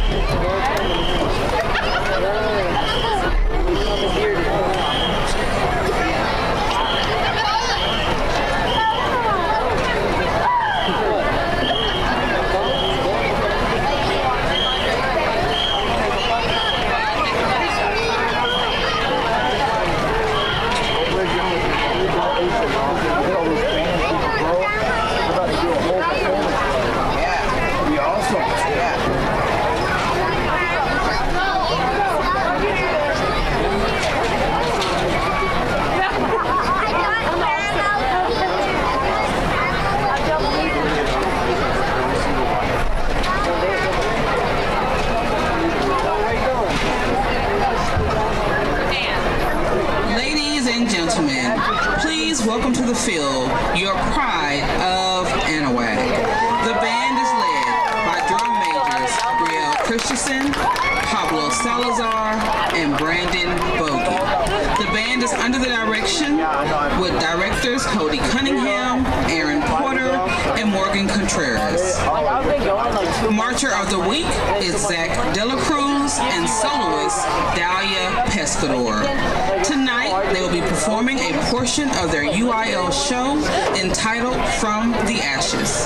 Drum majors, you may begin your halftime performance when your band is ready.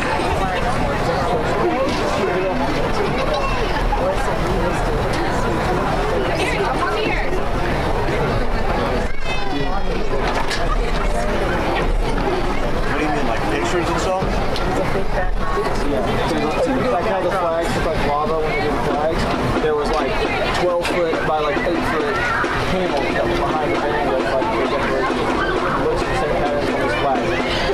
Looking lava.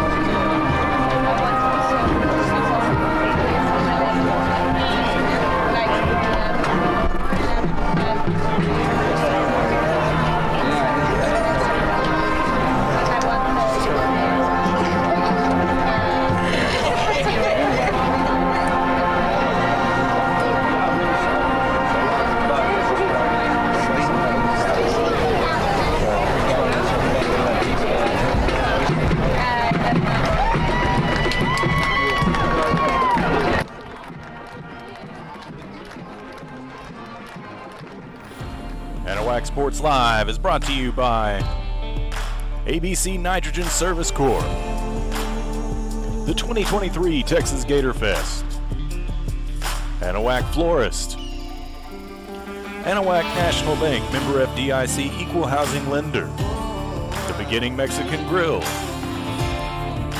Community Christian Fellowship Church, Chambers County Abstract Company, Chambers Health, Coastal Field Services LLC, The Crawfish Hideaway, Desmo's AC and Refrigeration, Four Corner Tires and Oil, Gore Propane, Hannah Cody Realtor, Jerry's Seafood Incorporated, Julia Luna Real Estate, Porter's Wild Game Processing and Alligator Farm, Amber Villarreal, Insurance Agent with State Farm, Title Services Incorporated, Turan Lawn Care, Swanky Insurance Agency,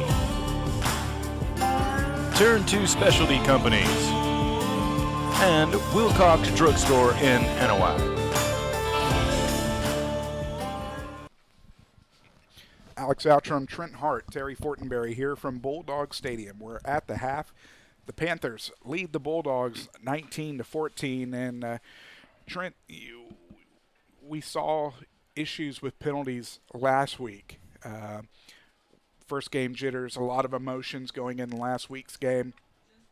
Unfortunately, that's a big storyline coming in here to this first half as well. And it is unfortunate, Alex. I mean, it's like deja vu as far as the penalties are concerned. Not so much the personal foul variety. It's more of just kind of the just making mistakes type penalties. I mean, the false starts, the too many men on the field, the delay of game, the holdings. I mean, there've been a lot of holds, and the Panthers have really got to tighten that up. I mean, there's no doubt about it, and it's reflected a little bit more this week in a tighter football game. Even though the Panthers are leading at 19-14, the Panther offense really hasn't been able to get in a rhythm because of these penalties. Coming in with a less experienced offensive line than what they've been playing with the last few years, and it's kind of been noticed. Obviously, there's been some bright sides. The defense has still been holding up pretty well. The defensive backs have gotten unlucky as they've made contact with the football on both of the touchdowns that have been scored for the Bulldogs tonight. Right, and I think what has he had? 2 passes completed, and he'll go over the 3 passes completed, and he'll go over the stats here momentarily. But you don't want to say luck. I mean, it took a great deal of athleticism and skill to keep your focus and to come down with that football and make those 2 great plays. But like I said, momentum is a little bit in the Anahuac's favor going into halftime here. Getting that touchdown in made a big impact, and I'm sure that Coach Greg Neese is in there telling them right now, we've got to tighten it up, guys. Looking at the first half stats, first for the New Waverly Bulldogs, Hunter Henry has the most carries for the Bulldogs. He's got 7 carries for 1 yard. Cade Garrett has a carry for 14 yards.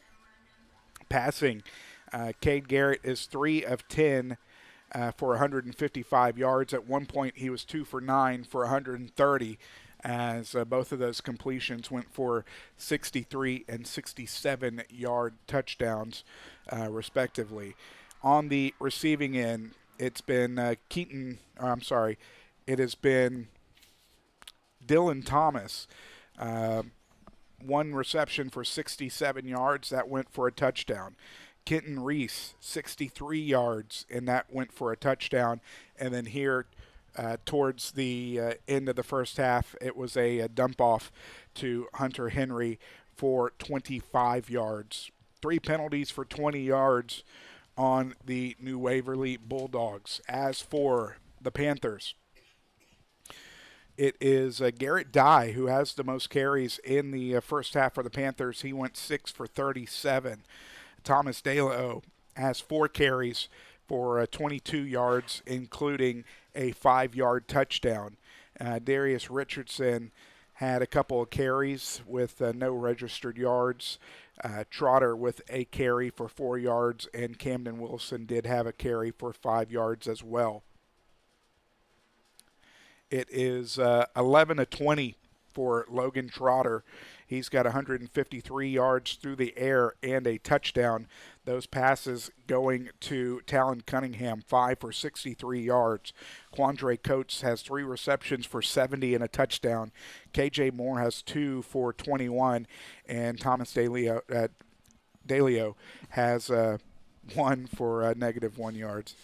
9 penalties, 80 yards against the Panthers, 7 first downs. Check that. That's 8 first downs after the touchdown. And they are 2 of 6 on third down, 0 for 1 on fourth down, as they did attempt a fake punt and failed on fourth down. Well, the obviously the penalties, that jumps off at you, but the 2 of 8 on third downs is a far cry from what they were doing last week, and the consistency, and like I said, the tempo and the getting a rhythm. That's just not in their characteristics, especially if you look at the stats from last year. But the Panthers have definitely got to make something change, and I look for them to keep it on the ground a little bit more here with a few passes through the middle, especially to Coates. It seemed like that worked pretty well. But trying to keep it on the edge and keeping this Bulldog defense a little bit off of balance. They did have some good luck around the edge where it seemed like when they were able to get a lead rusher out ahead or a lead blocker out ahead of the rusher, they were able to pick up some pretty good chunk yardage, had some success with DeLeo getting out in front of Dye and vice versa. But also the defense being able to create turnovers once more, a couple turnovers in the ballgame against the Bulldogs, with the Bulldogs putting it on the turf 5 times so far tonight. Yeah, and that's something that the Panther defense has been able to do well over the last 2 weeks. We'll see if they continue to do that here in the second half of this football game. But turnovers are definitely a key to offset some of those penalty yards. Some scores around the area to update you with. We have Columbus going over Rice Consolidated, final 56-7. The Katy Tigers take it over Katy Tompkins 41-7. The Tarkington Longhorns, they're leading the Huntington Red Devils 37-7. They're in the fourth quarter over there in Huntington. The West Orange Stark Mustangs trailing Port Neches now 17-14. They're also in the fourth quarter. Bridge City is leading in a tight game against Little Cypress Mauriceville 17-16. That's a good matchup. Yeah, it is. It really is. LCM is a little bit better team than we first thought going into the season. A lot of speed over there. Dayton Broncos are leading Montgomery 39-14. They are also in the fourth quarter, getting it underway. Jasper and Legacy tied up at 7. The ranked Jasper Bulldogs. Now, I think that's interesting, being tied up there in the third quarter. Barbers Hill taking care of business over Baytown Sterling in the third quarter, 42-0. Vider leading Brazosport 34-0 at halftime. And the Hampshire Finette Longhorns are leading 28-8 over Cold Spring. The Franklin Lions beating Diboll 21-0. They are at halftime. As you mentioned earlier, North Shore is beating Spring 31-9. They're in the third quarter. Corrigan Camden trailing the Kirbyville Wildcats. And, this is something I was going to mention about the Cleveland Longhorns and keeping an eye on them. In the score that I mentioned earlier, they're going to probably come out on top of that game. But the Kirbyville Wildcats kind of been a question mark for this district, leading the Corrigan Camden Bulldogs 36-0. Hitchcock Bulldogs, they are also a ranked team in 3A, 28-0 over Lamarck currently. The Hardin Hornets are getting back on track this week. They're in the fourth quarter, leading the Trinity Tigers 16-0. Liberty Panthers trail Woodville 48-17. Looks like Woodville is going to pull out that one there in the fourth quarter, getting it just started over there. East Chambers is leading Hardin Jefferson 21-0. They're in the second quarter, probably at halftime at this point. No surprise there. the Orangefield Bobcats leading the Shepherd Pirates 27-21. They're also in the fourth quarter. And that's a game we were just talking about. Shepherd had come back to tie that up at 21-all heading into the fourth quarter, but Orangefield putting up more points, probably pending a PAT right now. Well, that's another thing. It seems like that this district is still so far in the air that we just can't give it a good feel on it right now. Silsbee leading Nederland at halftime 35-0. Crockett is trailing the Buena Cougars 12-0 also at halftime. The Nacogdoches Dragons are beating Lumberton. Man, Lumberton has just not been able to find their rhythm so far in this preseason. 16-6 over there on that matchup. Scrolling down, Lovelady is leading Iola 36-12. And that's it for what I've got in our area. Alex, what do you got? Pretty much went over everything I was looking at. Just some good games around the area. You know, we talk about the district. From the results that we've seen so far, this is going to be a district that's a toss-up. And it is. I mean, I talked about it in the 5-9N Sports podcast this past Monday that I just didn't have a good enough feel, even though that Craig Ware went over there and put me under the gun trying to make a prediction for this district.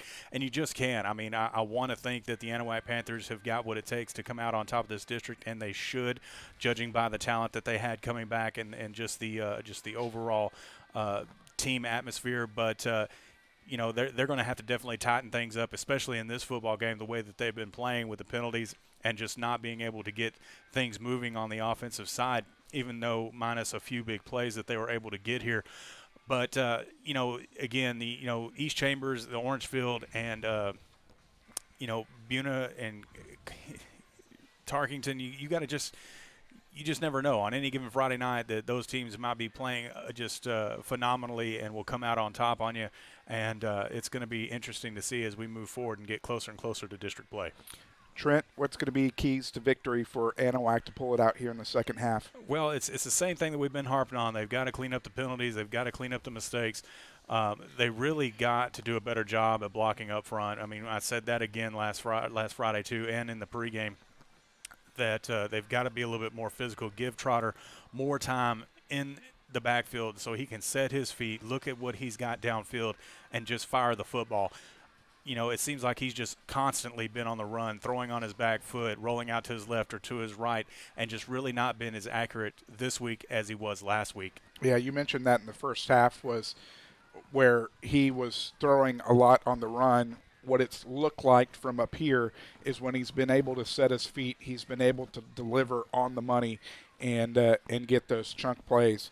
As for the defensive side of the football, what have you seen that you've liked on defense? Well, we talked about that too. We were talking about how the Panthers' ability to create turnovers has been a big staple there these last 2 weeks. Two turnovers tonight. They had how many last week? I can't even remember now. 8. Yes, it was 8 turnovers last week against the Hawks. They're going to have to really step up in this second half and do the same thing and play their game. They get down into their own end zone, and that's when they're their best. We haven't seen the Bulldogs really press them with their backs against the wall yet here tonight. It's all been points scored on big plays like we were mentioning earlier. But the defense is definitely going to have to contain those wide receivers of the Bulldogs a little bit better in the secondary for the Panthers. Teams are coming back onto the field to get warmed up. We're going to take our last break of the Texas Gator Fest halftime show. We appreciate them sponsoring the halftime show here tonight. Again, your score, it is the Panthers leading the Bulldogs 19-14. Back with the second half after this on Anahuac Sports Live.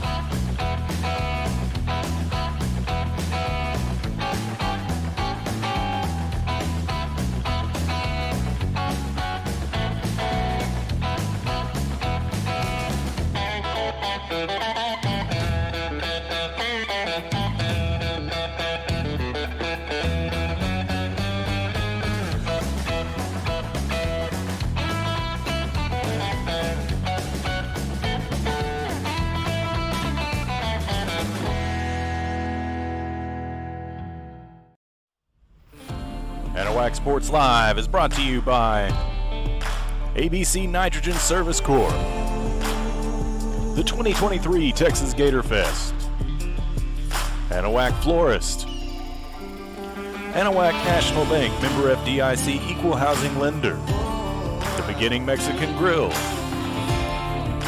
Community Christian Fellowship Church, Chambers County Abstract Company, Chambers Health, Coastal Field Services LLC, The Crawfish Hideaway, Desmo's AC and Refrigeration, Four Corner Tires and Oil, Gore Propane, Hannah Cody Realtor, Jerry's Seafood Incorporated, Julia Luna Real Estate, Porter's Wild Game Processing and Alligator Farm, Amber Villarreal, insurance agent with State Farm, Title Services Incorporated, Turan Lawn Care, Swanky Insurance Agency, Turn 2 Specialty Companies, and Wilcox Drugstore in Anahuac. Back here with the second half of play, Alex Outram, Trent Hart, Terry Fortenberry from Bulldog Stadium here in New Waverly, where the Panthers will get the ball to start the second half. Something we have not said very often over the last couple of years. No, we haven't. I mean, the Panthers the year before last went 11 straight games, I think it was, receiving the football, right off the kick in the first quarter. And that was last year. And last year, well, I was getting to that. And last year they went another 12. It was 10 or 12 games straight. Right. They had one breakup in there somewhere. I can't remember exactly where it was, but no, it's something we don't see is the Panthers receiving the football to start the second half. Could start out pretty well as the Panthers scored with 8 seconds remaining in the first half. Now they get to come back on and hopefully tack on. Pooch kick is going to hit at the 25. Across the 30, makes a move, 35-40. Brooks Henneke again trying to find somewhere to go. Another good return there by the pocket of Hercules to get to the 40. Another good field position to start things off here in the second half for the Panther offense. Hopefully they can get things going and get in some sort of rhythm. I expect Garrett Dye to keep on getting some carries here, and we'll see what he can do. It's been a big surprise with Garrett getting as many carries as he has so far tonight, Alex. Yeah, Camden Wilson's been a little bit unlucky so far this year, just getting banged up, but Garrett Dye has looked good as the first handoff of the second half goes to Thomas Delao. There you go. It's only been 4 years. Pick up a 5. Makes it second down and 5. Now get tongue-tied with it. Can you remember the first year that we were trying to say his name? It was all over the place. Second down and 5 from the 45. Trotter under center. 2 setbacks are Dye and Delao. Handoff. Dye straight up Broadway. Gets met at the 49. They're going to give him the 48. He made contact at the 49. It started out as Delao, and then whenever his family, I was able to talk to them and told me Delao. It's Garrett now. Quickly, Dye across midfield, fighting his way forward, is going to pick up the first down here. In fact, that's going to be a pickup of 10, move the chains, first down. We talked about Garrett Dye getting some touches here tonight, looking very good. Not pressing the edges like we thought that they might, going right up the gut against this Bulldog defense. 50 yards on 8 carries for Garrett Dye. Trotter out of the gun.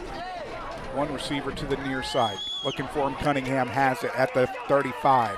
Is going to fight his way forward for a couple more. That's going to be a pickup of a low, what I thought was 11. I thought so too. He was closer to the 20 in my opinion, and they're not going to give him the first down either. That's a pickup of 9. I know he made a move on that, but I thought he got to the 20. And the handoff is going to go straight up the middle, and that will move the change for the second first down after the pickup of 4. Wasn't even going to fix it on the Gator Fest scoreboard because it was surely, I thought, going to be a first down, but nonetheless, Dello able to move the chains for him. 6 carries, 31 yards. Trotter out of the pistol. We'll hand it off to Dello around the right side. Cuts it up the middle. Is going to find his way forward, picking up chunk yardage. Panthers offense looking back to normal after the pickup of 12. Once again, another first down. Well, outside of the pass that they made to Cunningham just a while ago, mostly keeping it on the ground and pound so far. Pitch left. Dello cuts it back up, and into the end zone he goes. Touchdown from 15 yards out. Excellent vision there by Dello and patience to let his blocks develop out in front of him, and it opened a hole up front to get into the end zone.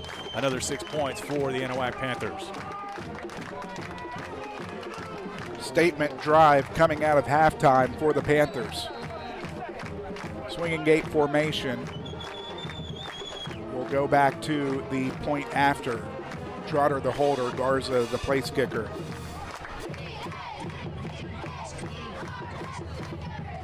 High snap, put down. Garza gets a foot into it, off the upright, no good.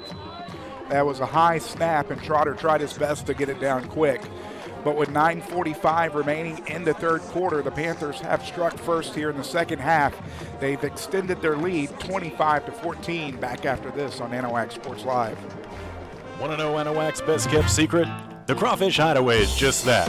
From fresh Cajun boiled crawfish, shrimp, snow crab, and even homemade gumbo. While you're there, be sure to try their famous fried gator bites or boudin egg rolls.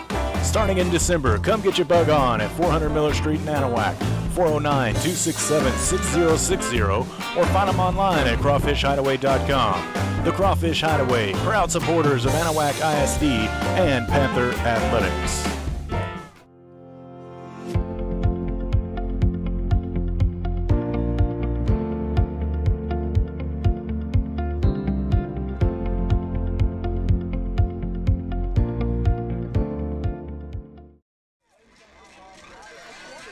Back to Anahuac Sports Live. Alex Alton, Trent Hart here, along with Terry Fortenberry, taking care of the camera for us as per usual.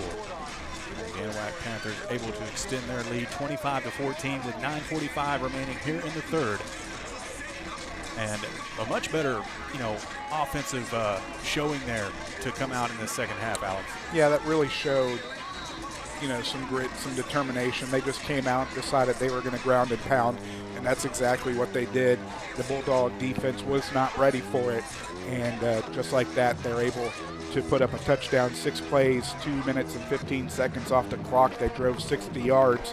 It was a 15-yard Dello rush into the end zone. The point after bounced off the upright, but your new score is 25-14. Panthers leading the Bulldogs on your Texas Gator Fest scoreboard, as the kickoff is going to come out to the 41-yard line. Coverage kind of broke down on that particular kickoff, and not as long of a kick as we've seen from Dello on the last few. So really good field position for New Waverly. All spotted at the 41. They've had pretty good field position starting tonight. From the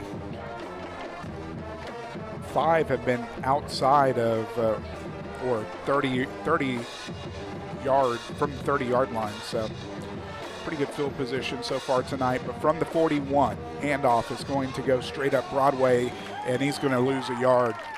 Garrett Dye in on the tackle, as well as number 63 for the Panthers.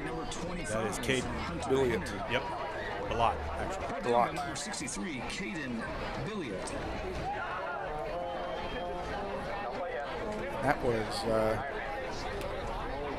That was Forrester on that handoff. They went to the big man.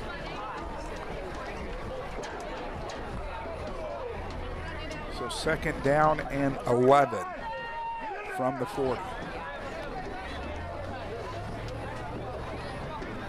Garrett out of the gun is going to have to take it after the low snap, and the broken play is going to pick up positive yardage as he gets out of bounds at the 46. That's going to be a pickup of 6, brings up 3rd down and 5. Well, he's got some speed. We saw that kind of, under pressure play earlier where he got away on the edge. The Panthers have just got to do a little bit better job of form tackling, trying to wrap up instead of trying to reach out with one hand to bring him down. So from the Bulldog 46, trying to answer after the Panther touchdown. 3 wide to the far side. He's rolling that way, looking downfield, takes a big hit, throws it up for grabs, and is almost intercepted as Cunningham gets his hands on it. He was. Big collision there. Drilled hard in the backfield, and I didn't get the number of the person that got in the backfield for the Panthers, put him under pressure. But 3 and out for the Panther defense. Much better showing there as well. Cunningham staying back deep, awaiting the punt from the Bulldogs.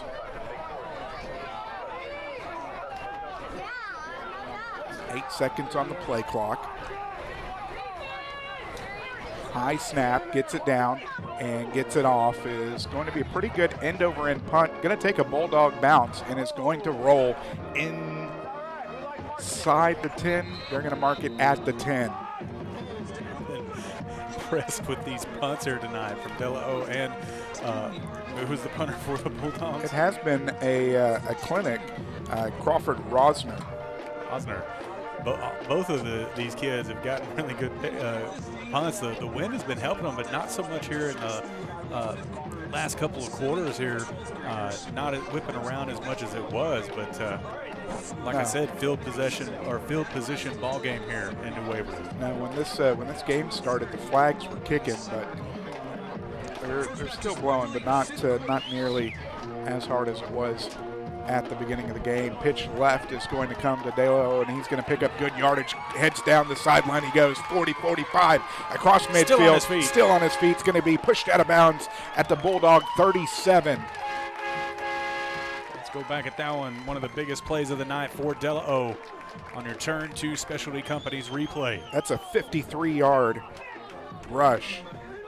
Really turning it up here as he got on the sideline. Don't really see that kind of speed from De La O. 9 carries, 111 yards. Very quickly, ball popped up. Trotter trying to get away. There's flags everywhere. He's caught in the backfield. And with that play breaking down, we might see holding rear its head again. And it is. The signal by the referee was a holding call. Yards continue to mount. The penalty side of things for Anahuac. We'll see if they accept it.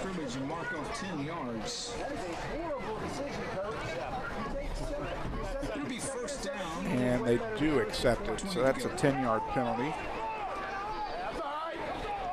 Erases the loss.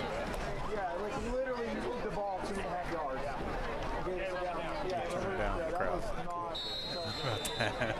That way we're not hearing everybody's armchair quarterbacking going on. First down and 20 from the 47 of the Bulldogs.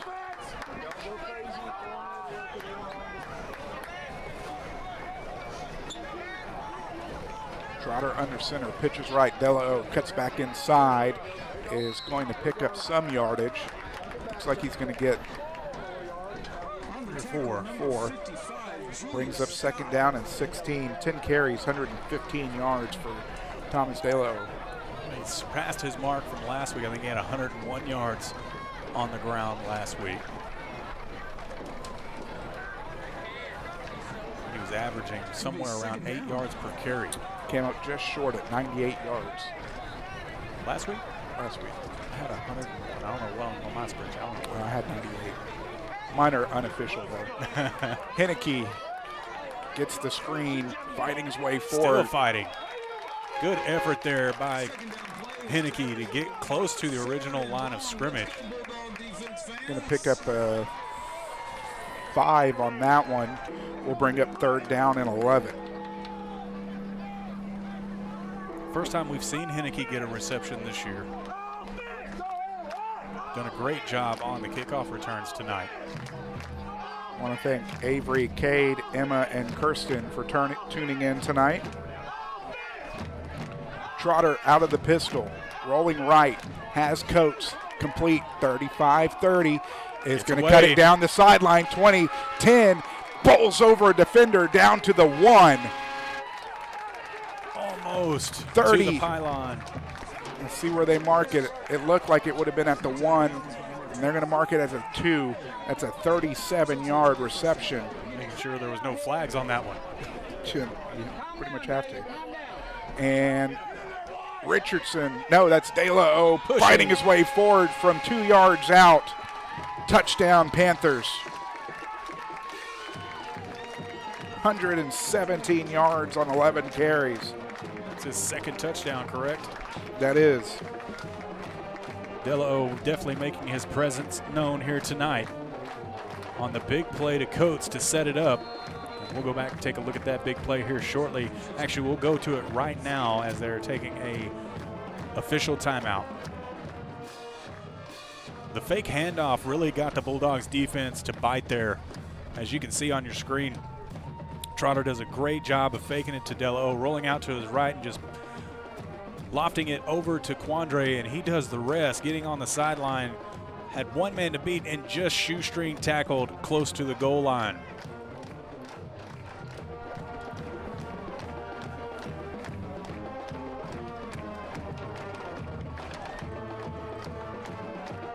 Go back and count my plays on that one. 6 plays. So the Panthers finally making a little bit of noise here, getting in that rhythm that I was talking about at halftime, and really making things happen. Hopefully going to make some separation happen here in the third quarter to make the score more what we thought it was supposed to be coming into this football game. And they're going for 2. The pitch to De La O is going to be just short, as a 2-point conversion is no good. Nonetheless, with 6:17 remaining in the third quarter, back-to-back drives to open up the second half has hit pay dirt for the Panthers. Your new score, 31-14. Back after this on Anahuac Sports Live. Gore Propane, family owned and operated by Jimmy and Renee Gore, has been servicing Chambers and surrounding counties since 1998. Gore Propane is the go-to company for all your propane needs, offering competitive pricing, tank sales, lease, residential and commercial propane sales, and bottling. They also offer automatic route and will call propane delivery for your convenience. Senior and veterans discounts available. Call Gore Propane today at 409-389-2245.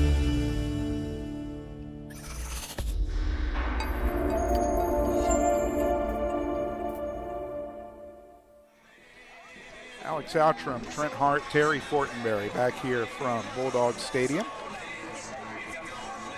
as Garza gets it set to kick off from the 40. 6 plays, 2 minutes and 14 seconds off the clock. The Panthers drove 90 yards, capped off with a 2-yard Thomas DeLeo rushing touchdown. And 2-point conversion was no good, but your new score, 31-14 on your Texas Gator Fest scoreboard. Garza gets into it, end over end kick is going to bounce at the 20, picked up at the 15, across the 20, comes back to the near side, 25-30, and it's going to be tackled from behind. 19. It's Pham on the tackle, I believe.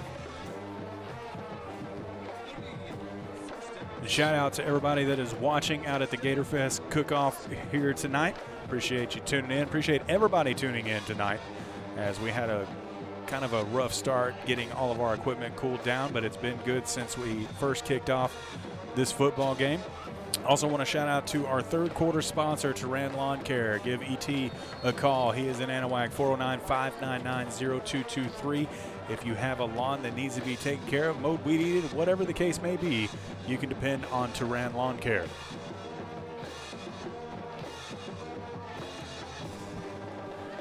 .610 remaining here in the third quarter. Second drive of the second half for the Bulldogs. as Garrett is going to keep it around the right side. 35 cuts it back upfield across the 40, is going to fall forward to Pierce, the 41. Just short of the first down. That was a design play for him that time. Not so much under pressure and then having to take off. I saw some of that whenever I was watching the film against Teague that they played last week. 8 yards brings up 2nd down and 2. 3rd carry of the ball game for Cade Garrett for 28 yards. 2nd down and 2 from the Bulldog 41. It's Garrett out of the gun. He has 2 running backs offset to his right, Henry and Forrester. Henry gets it, is going to go up the gut, will pick up 4, and will move the chains. Waverly getting their feet underneath them this time, heating up some yardage and some clock, getting their first down of the second half. 1st down and 10 from the 45.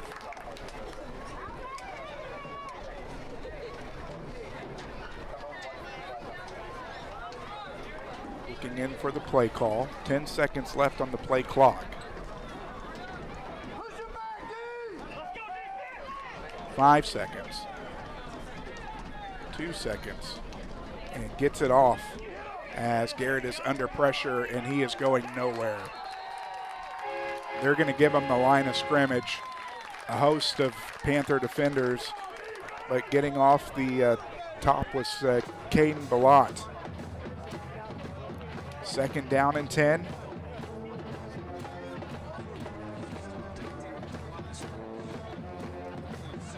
From the Bulldog 45.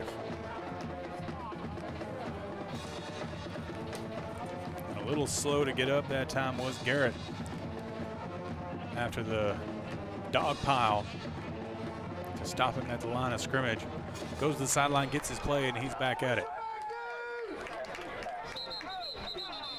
And a timeout being called by the Bulldogs. That'll be their first of the second half. Let me reset these for you.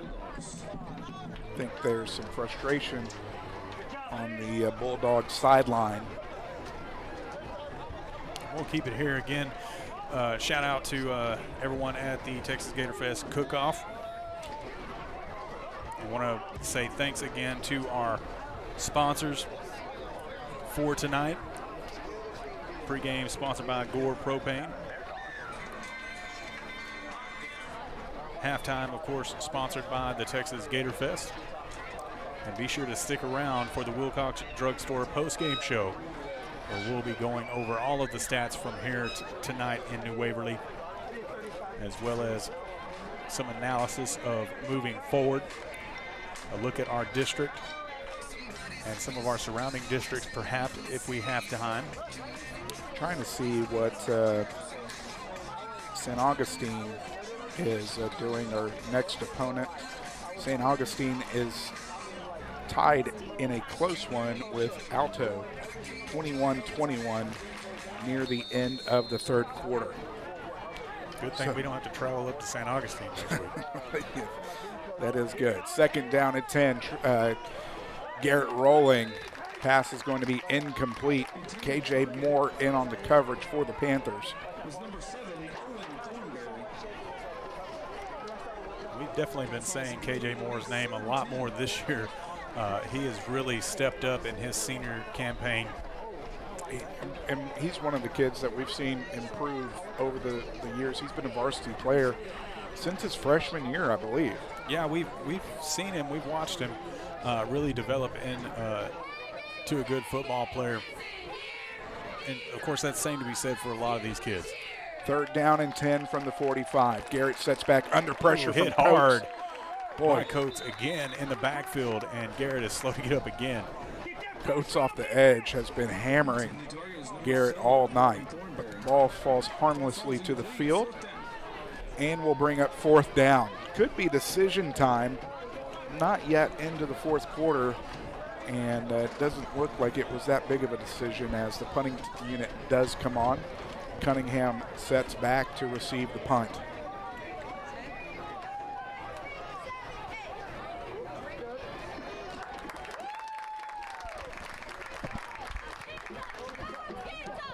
seconds on the play clock. Snap back, bounces up, and he's not going to be able to get it away. He's got some room to run, though. Flag on the play.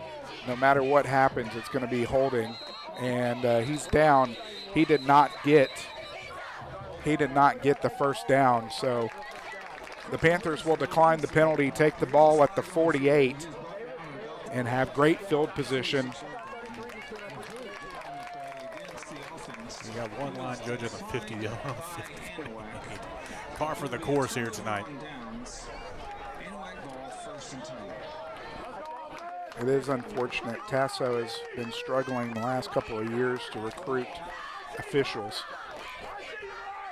And I've been seeing it, in fact, week after week, where they've been pushing games to either Thursday or Saturday because of the shortage of officials. Right, and that's an unfortunate thing that we're feeling not only in football, but in baseball and softball and basketball as well, and trying to get officials to all of these games. And you know, if you're interested, go to the Tasso website. I mean, the officials at any sport level don't get a whole lot of love. They try their best to do what they can, but they definitely need more bodies if you're willing to learn and get involved.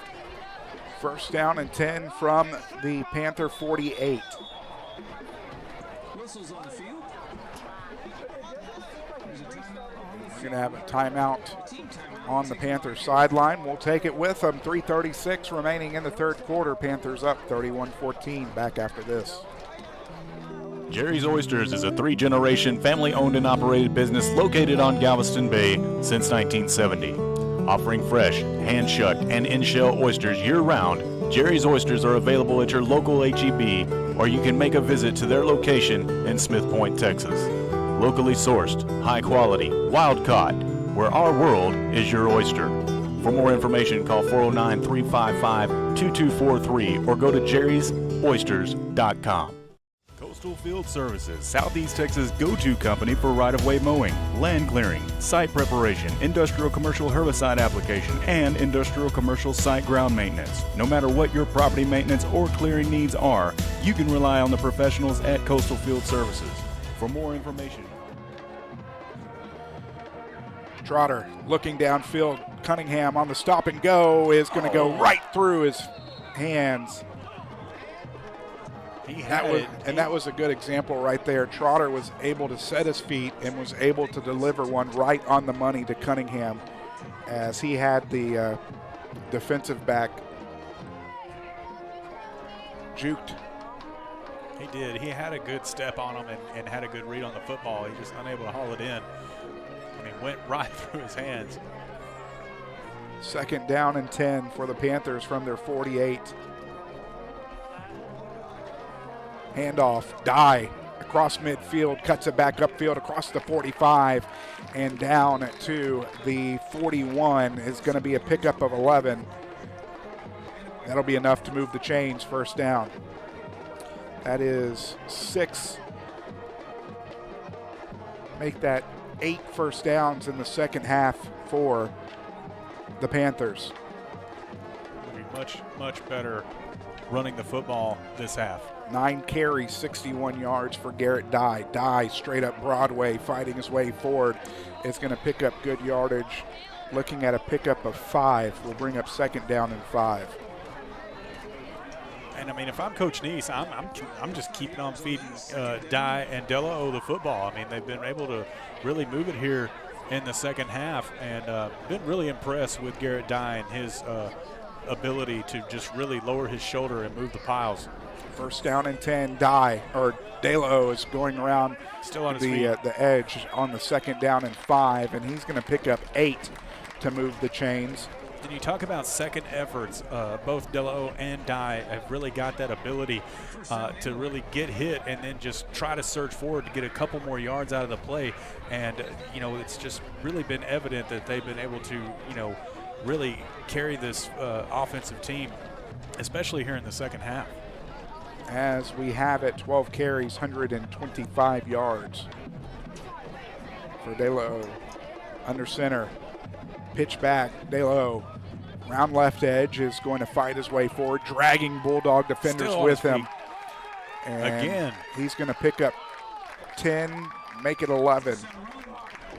I'm laughing because I'm seeing the family members right down here in front of us, and a great crowd that has traveled here tonight from Anahuac. Really good to see, especially as how far north as we've had to go. Just under 2 minutes now in the third quarter.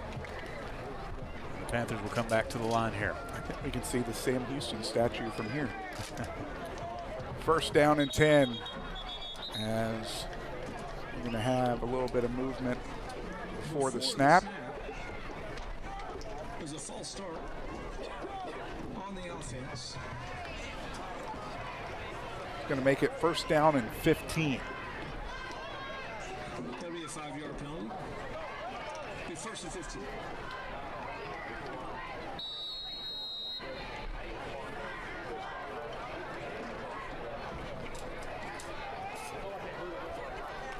Clock rolling, minute 35 and counting here in the ball game. Out of the gun. Trotter rolling right, throwing back left, sets up the screen. Delo has plenty of room, can walk into the end zone. Touchdown off the screen from 20 yards out. And that screen was set up perfectly. What a good play call here. You know, Delo very patient to let those blockers get out in front of him, and he had nothing but daylight to get into the end zone. And another Panther touchdown.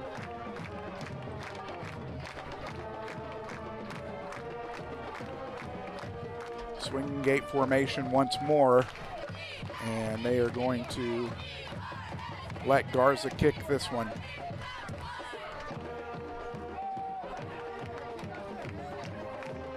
Snap back, kick up.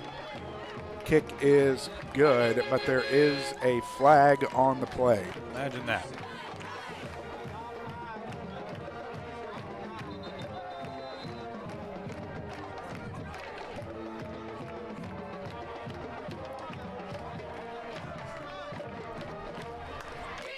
Both teams are walking off the field, so personal foul against the Bulldogs as the frustration might be setting in. 19 points given up here in the third quarter, but with a minute 22 remaining in the third quarter, the Panthers have extended their lead 38-14 back after this on Anahuac Sports Live. Since 1948, Wilcox Drug Store has been the Anahuac area's most experienced and trusted pharmacy. Continuing its long-lasting reputation for personal attention to all your medical needs, Wilcox Drug Store offers counsel, refills, transfers, compounding, flu shots, and delivery. Visit pharmacist Dave Wilcox and his experienced staff today at 1208 Miller Street in Anahuac or call 409-267-6141. Wilcox Drug Store, delivering solutions, delivering confidence.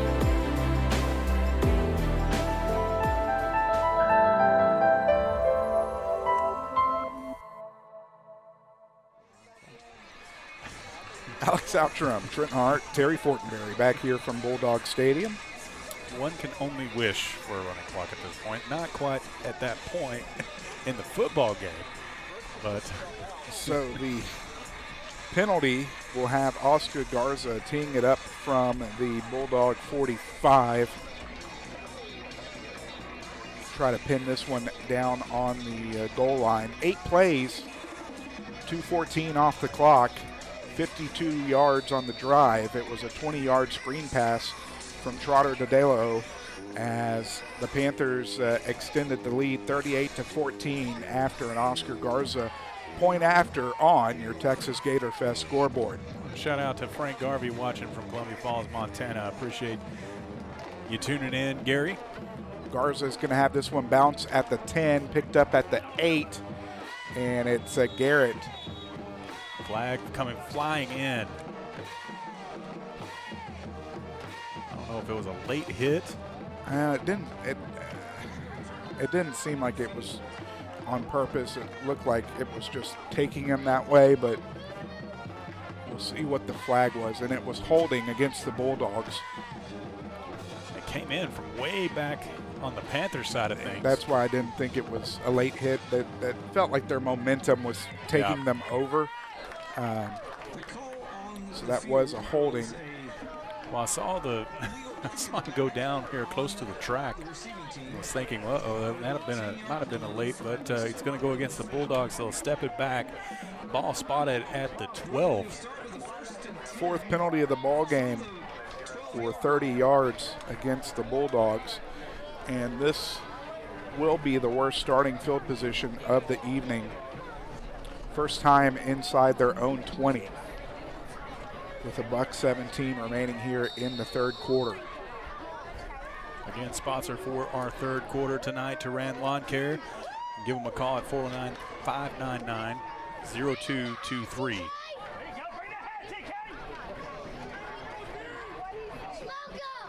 Panther defense pitching a shutout so far here in the third quarter.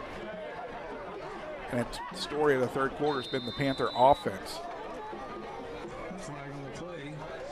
Illegal substitution against the Bulldog offense.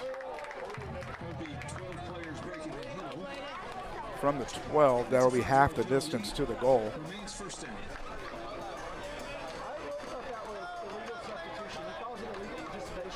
So they'll mark it off to nope, they're going to take the full 5. So they'll mark it off to the 7. First down and 15 from the 7.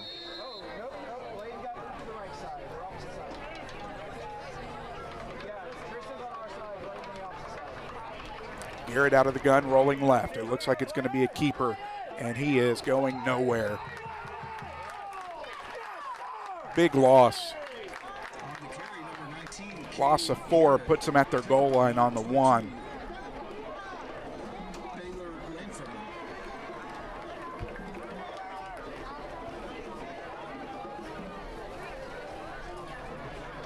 Good pursuit there by the Panther front that time to get to Garrett. And Garrett, he is, when he's getting hit, he's definitely feeling it. He's getting wallowed. Yeah, starting to get a little fatigued out there, I think. Third down and 19 from the 1. Handoff straight up the middle. Did he get out? He did. He got back to the line of scrimmage. Well, no, I don't know if they even gave him a loss of 1 there. They did. Were they at the 2? They were at the 2. Now the ball's been placed at the 1.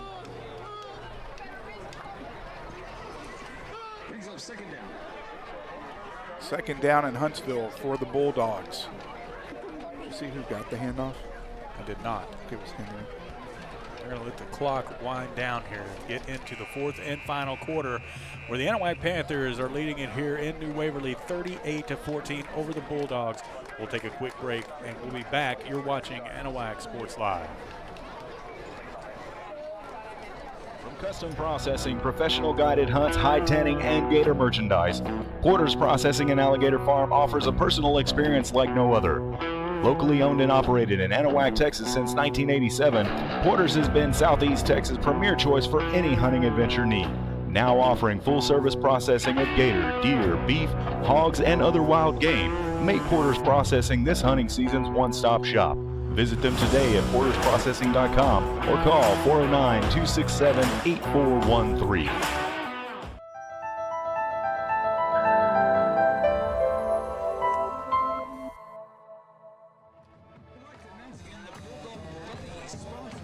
Back from Bulldog Stadium, where we are set to play the fourth quarter.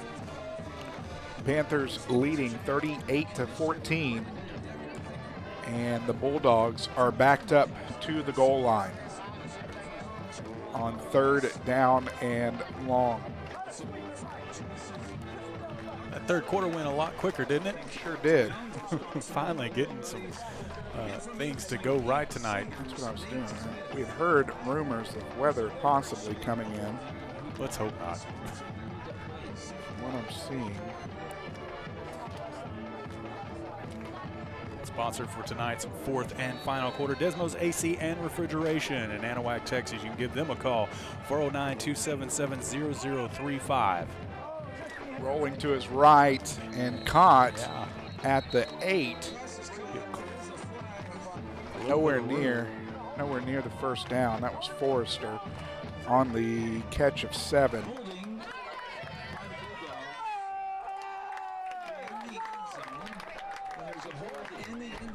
Was there a there was a hold in the end zone. So that's a safety. It is a safety. Holding in the end zone is a safety, so extend the score 40-14. So Anahuac getting the computer model score on their end at least, put onto the Texas Gator Fest scoreboard.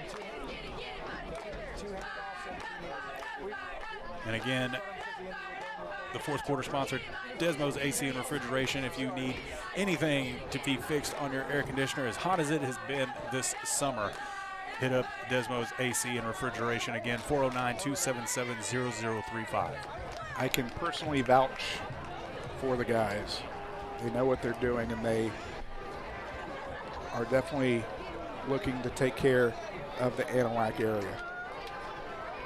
Heard a lot of good things, especially, you know, this time of year, you have a lot of AC repairs, and it's hard to find trustworthy, you know, refrigeration specialists, and it's good to have Desmo's in our area for sure. So the free kick coming here for the Bulldogs, teed up at their own 20. End over end kick is going to fall at the 48 across midfield. Tenneke coming around the edge, 45-40, trying to get to the sideline. Wow. 35, pulls it back in, trying to make a move. Looks like a face mask is going to be taken down at the 30. High stepping it, trying to make people miss. And, you know, Henneke's done a great job tonight returning for the Panthers, and gotten a few receptions while he's been at it on the offensive side. And the Panthers will have excellent field position At the 32. to start here in the fourth.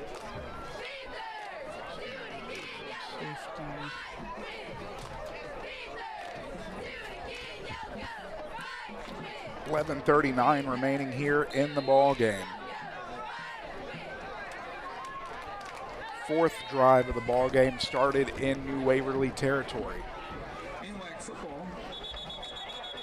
We're going to have a false start. That puts them over the century mark.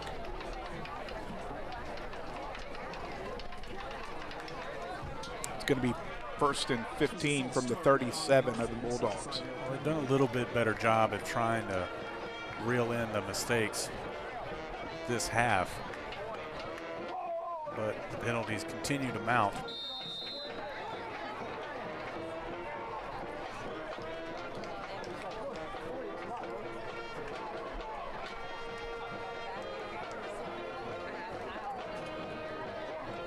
Trotter out of the gun. Looks left. It's Henneke. Another flag. Is Two flags. pushed out of bounds. Well, that's going to be a late. They're going to call that a late hit on the sideline. So we'll probably have offsetting penalties here, and we'll replay first down.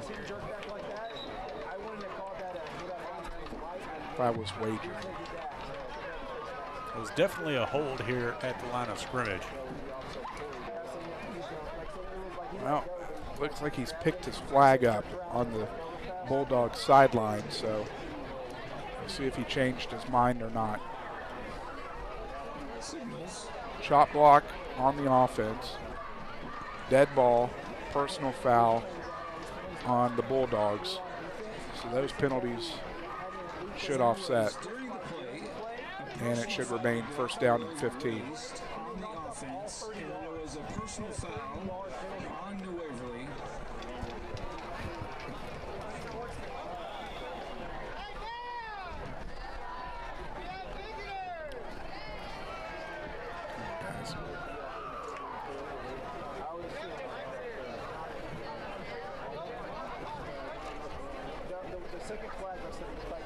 Still talking about it. It's two 15-yard penalties.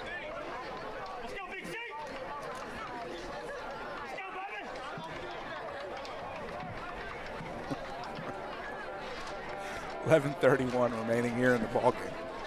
Personal foul on the offense. Chop block. Personal foul. Dead ball. Personal foul on the defense. Wait a minute. Both penalties will be enforced. So they're going to walk back 15 yards and then walk forward 15 yards? What? You can't make this stuff up. You don't have to do that. You're ending up at the same place.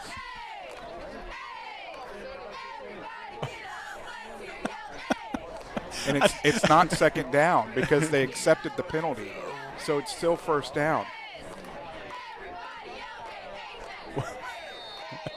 There's another first for us. So they are saying second down and 15. I don't know. Trotter under center. Handoff straight up Broadway, fighting his way forward. And that's Richardson. And the big body's pushing him forward. That's still letting it go. Big scrum. That's going to be a pretty good pickup. That's going to be a pickup of 11.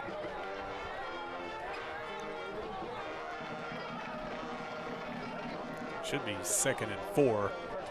Instead, it's 3rd and 4.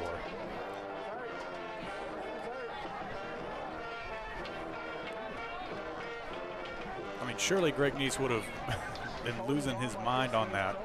So I guess they got it right. Much to our confusion up here in the booth. It was a holding on first down. It was a chop block. It was a chop block. That is not a loss of down penalty. They accepted the penalty. It should have been first down and 15 once more. But I digress. Trotter under center. Handoff is going to go back to Richardson. He's going to break a tackle, and he is going to pick up just enough for the first down on the pickup of 4 to move the chains. We haven't seen Richardson a whole lot here tonight, but on these last two carries, gotten a big surge. So, I mean, it's good to have fresh legs out there. Apparently, as Richardson able to get the first down for the Panthers in New Waverly territory, just right out the 21-yard line. Trotter gets to play from the sideline from head coach Greg Neese. Looks like some that Braden Edmonds and Henneke, the wide receivers. Handoff. Richardson is breaking tackles. 10, 5, into the end zone he goes. And there's flags everywhere. Probably a hold, if I had to guess. And in fact, he already called it holding on. Unfortunately, it looks like Henneke as he's trying to figure out what he did wrong. Well, I mean, it was a great play, and so another big gain erased by a penalty. Richardson with a big boy run there, the freshman. Really lowered his shoulder as he got to the goal line to punch his way in, but erased, and they'll move him back.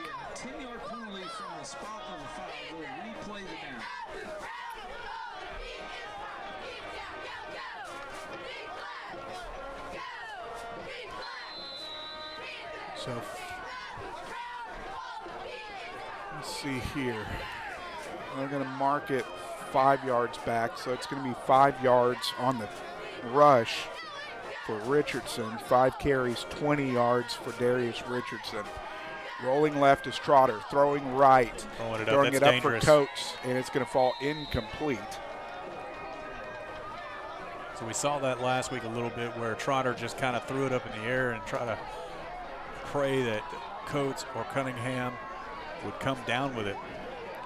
And it really wasn't that bad. Coates kind of went up for it, just couldn't get a read to pull it down, bring it up second down and 15. We throw jump balls to Quandre Coates versus most defensive backs. He's going to come down with it 9 out of 10 times. Right. I mean, outside of number 44 on the New Waverly side, he is the tallest person out there.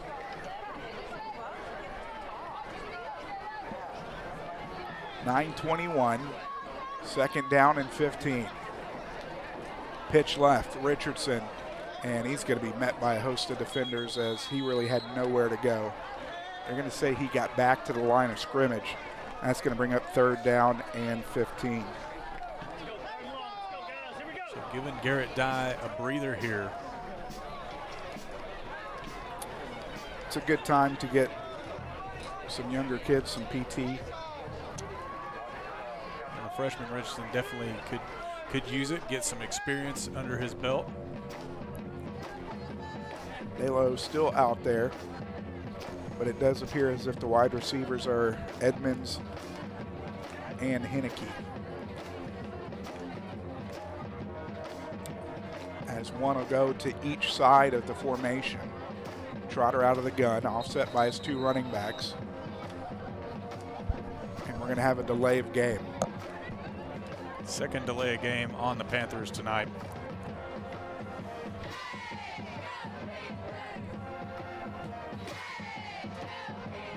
So that'll make it 3rd down and 20. And this is actually the first 3rd down of the second half for the Panthers.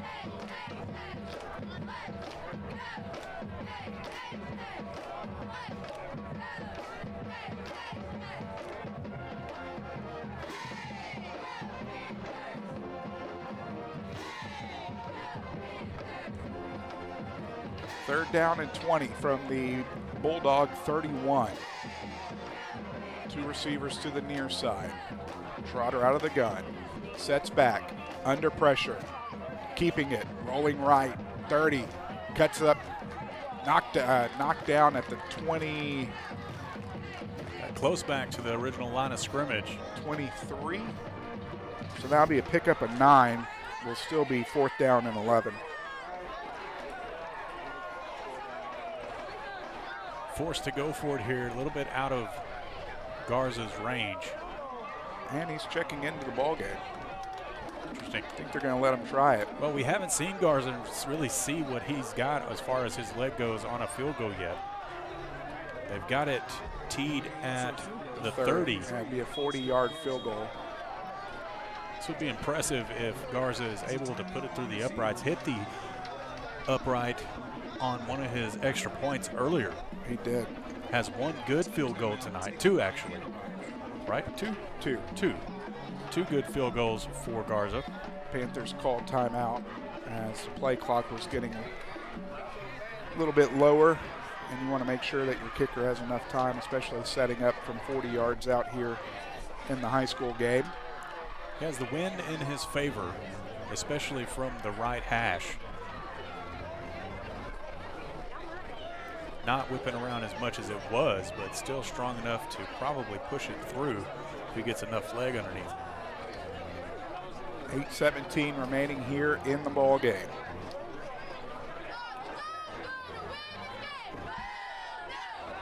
Should have plenty of finals to go over. So an update from the high school volleyball game that was held in Anahuac earlier. Anahuac takes it 3-0. I thought they were tied, but it looked like the Lady Panthers were able to pull it out. A big district win against Warren. So congratulations to the Lady Panthers. Garza blocked at the line. It's going to be, like you said, blocked at the line. The trajectory gets a little bit lower as it gets farther out, as you try to get more leg on it. Somebody on the Bulldogs special teams was able to get his paw up and knock it down. So with 8:12 remaining in the ball game, turnover on downs for the Panthers after the missed field goal. We'll set up shop at the 21 for the Bulldogs.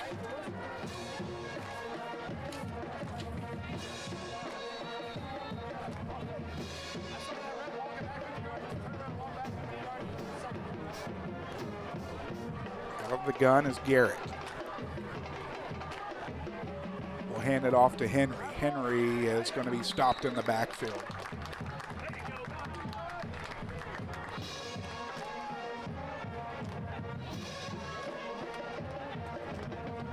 Boy, the Astros come home and scoring stops. Well, the Astros have not been able to figure out things at home. Has not a very good home record. Loss of 4 brings up 2nd down and 14. But they were able to take down South Oklahoma recently. They were. Minute Maid North. much to the chagrin of head coach Greg Neese. Gave him a little trouble today about it. Actually, it was yesterday. Second down and 14. Garrett running for his life. And I'm going to say he lost a yard. If he got back to the line or not moving the marker. But yeah, I was giving Coach Neese a little bit of trouble yesterday during the JV game. Wanted to make sure that he saw that I had an Astros jersey on and a hat just especially for him. They're down in 14. I was wondering why I'm not, I don't wear a Texan or a Rockets hat. I just said no comment. For good reasons. Garrett hands it off. Tyler Kelly eats him up in the backfield.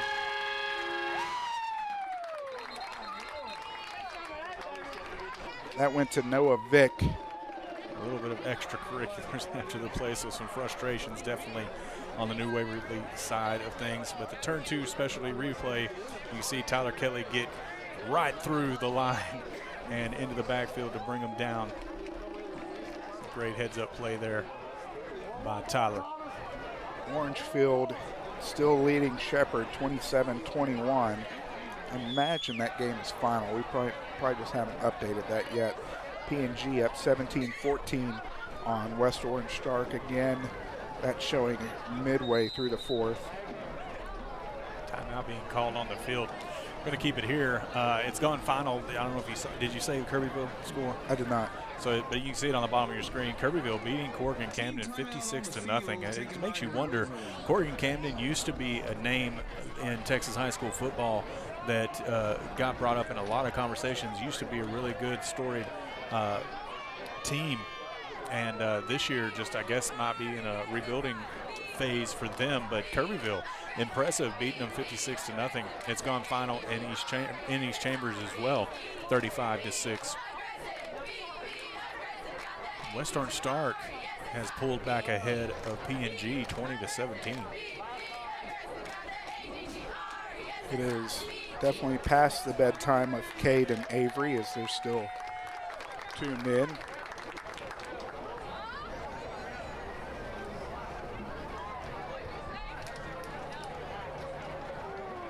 So this time we'll try to get the punt off here. Still fourth down and long. Punter is set back to the 2. Panther special teams only sending 2. Nice punt. They had nobody back. That's going to take a bounce and come to rest at the 49. As that's where the Panthers will set up shop here with 5:34 remaining in the ball game.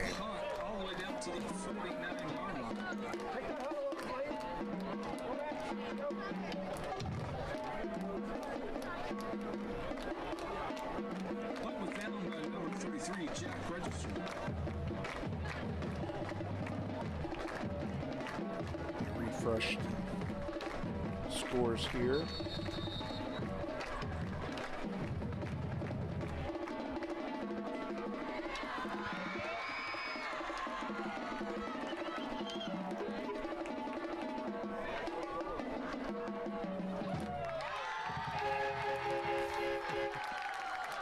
And having some fun.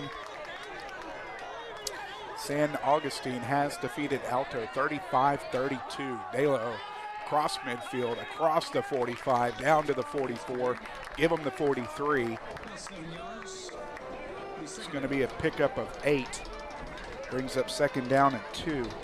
Delo adding to his yardage for tonight, having a great game. 14 carries, 144 yards as we have it. Next week in the pregame show, I will have all of the graphics that we missed out on tonight and stats for all of our offensive leaders, including Adela O and Garrett Dye as well. Pitch right, Richardson across the 40, across the 35, down to the 30. That's going to be a pickup of 14, first down. You know, it's knowing that they've still got Camden Wilson, you know, he's been kind of plagued by the injury bugaboo last couple of games, but the committee of running backs that the Panthers have has really been impressive so far here tonight. We didn't really get to see all that much last week. Trotter under center, pitch right. Richardson, 25-20. Down to the 19. Well, they're going to give him exactly the 20. So that's another pickup of 10. Richardson for 44 yards on 8 carries. Playing his best ball here so far. And the Panthers having their best half of the year. Well, really cleaned things up. And we'll talk a little bit more about that in the Wilcox Drugstore postgame show. In the red zone of the Bulldogs. Handoff goes straight up the middle to Richardson. He's going to lose a yard. And it's Bladen Josephson who's checked in at quarterback for the Panthers. As that'll probably be it for Logan Trotter tonight. Trotter, 224 yards through the air, a couple touchdowns. Josephson getting his first playing time. He got a couple snaps last week, I believe. Did he? Yeah.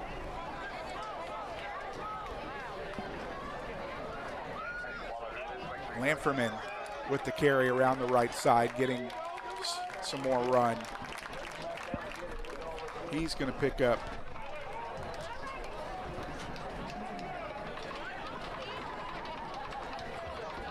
seven. Will bring up third down and 4.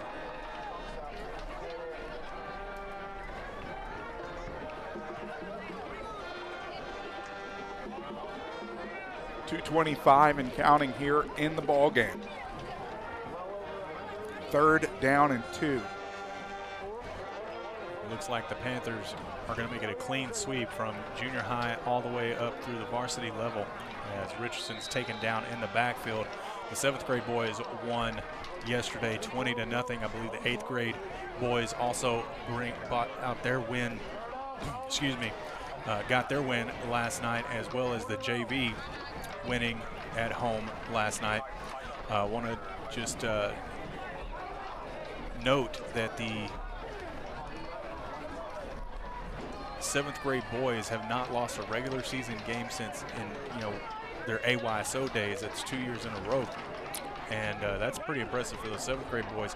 And just a shout out to the AYSO football playing tomorrow in DayZeta plays in DayZeta next week starting at 9.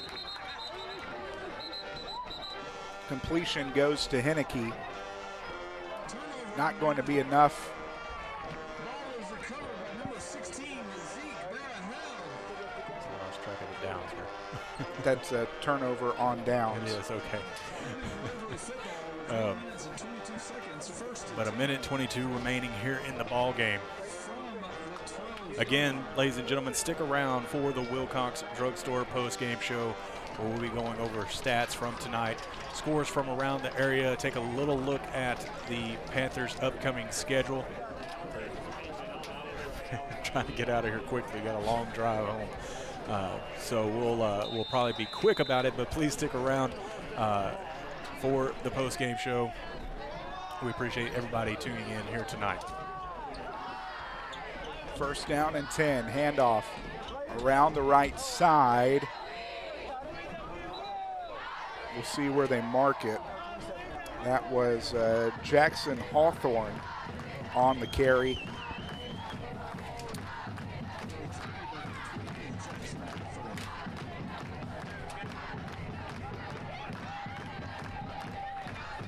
After the pickup of 2, brings up 2nd down and 8.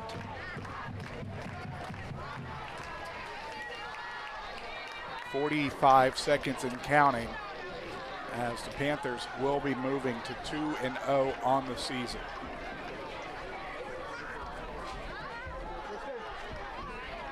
Handoff, caught in the backfield. Went to Hawthorne again, and that should be the last play of the ball game. after the loss of 1, brings up 3rd down and 9.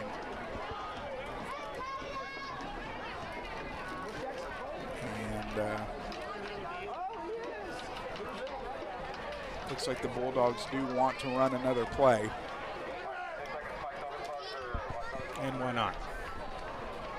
Handoff. And caught in the backfield again once more. In on the tackle, Caden Kreitzer.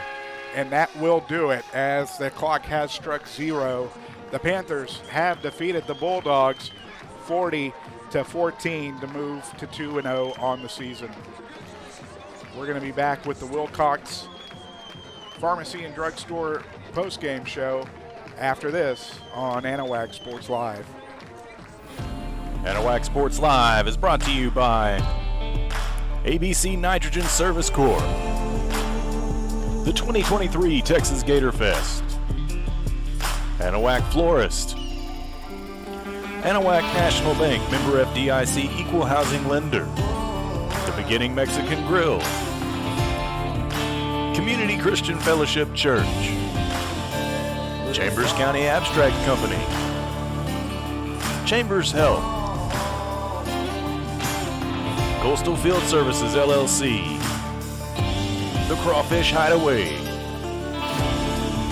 Desmo's AC and Refrigeration, Four Corner Tires and Oil,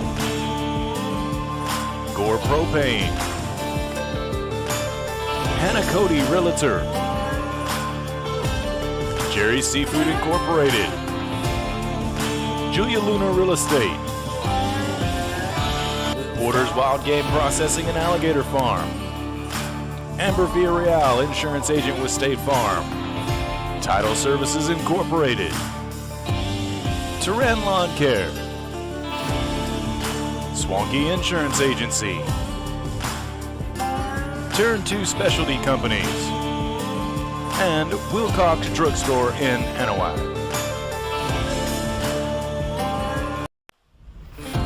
Anahuac Sports Live is brought to you by ABC Nitrogen Service Corps, the 2023 Texas Gator Fest, Anahuac Florist, Anahuac National Bank, member FDIC, equal housing lender, The Beginning Mexican Grill,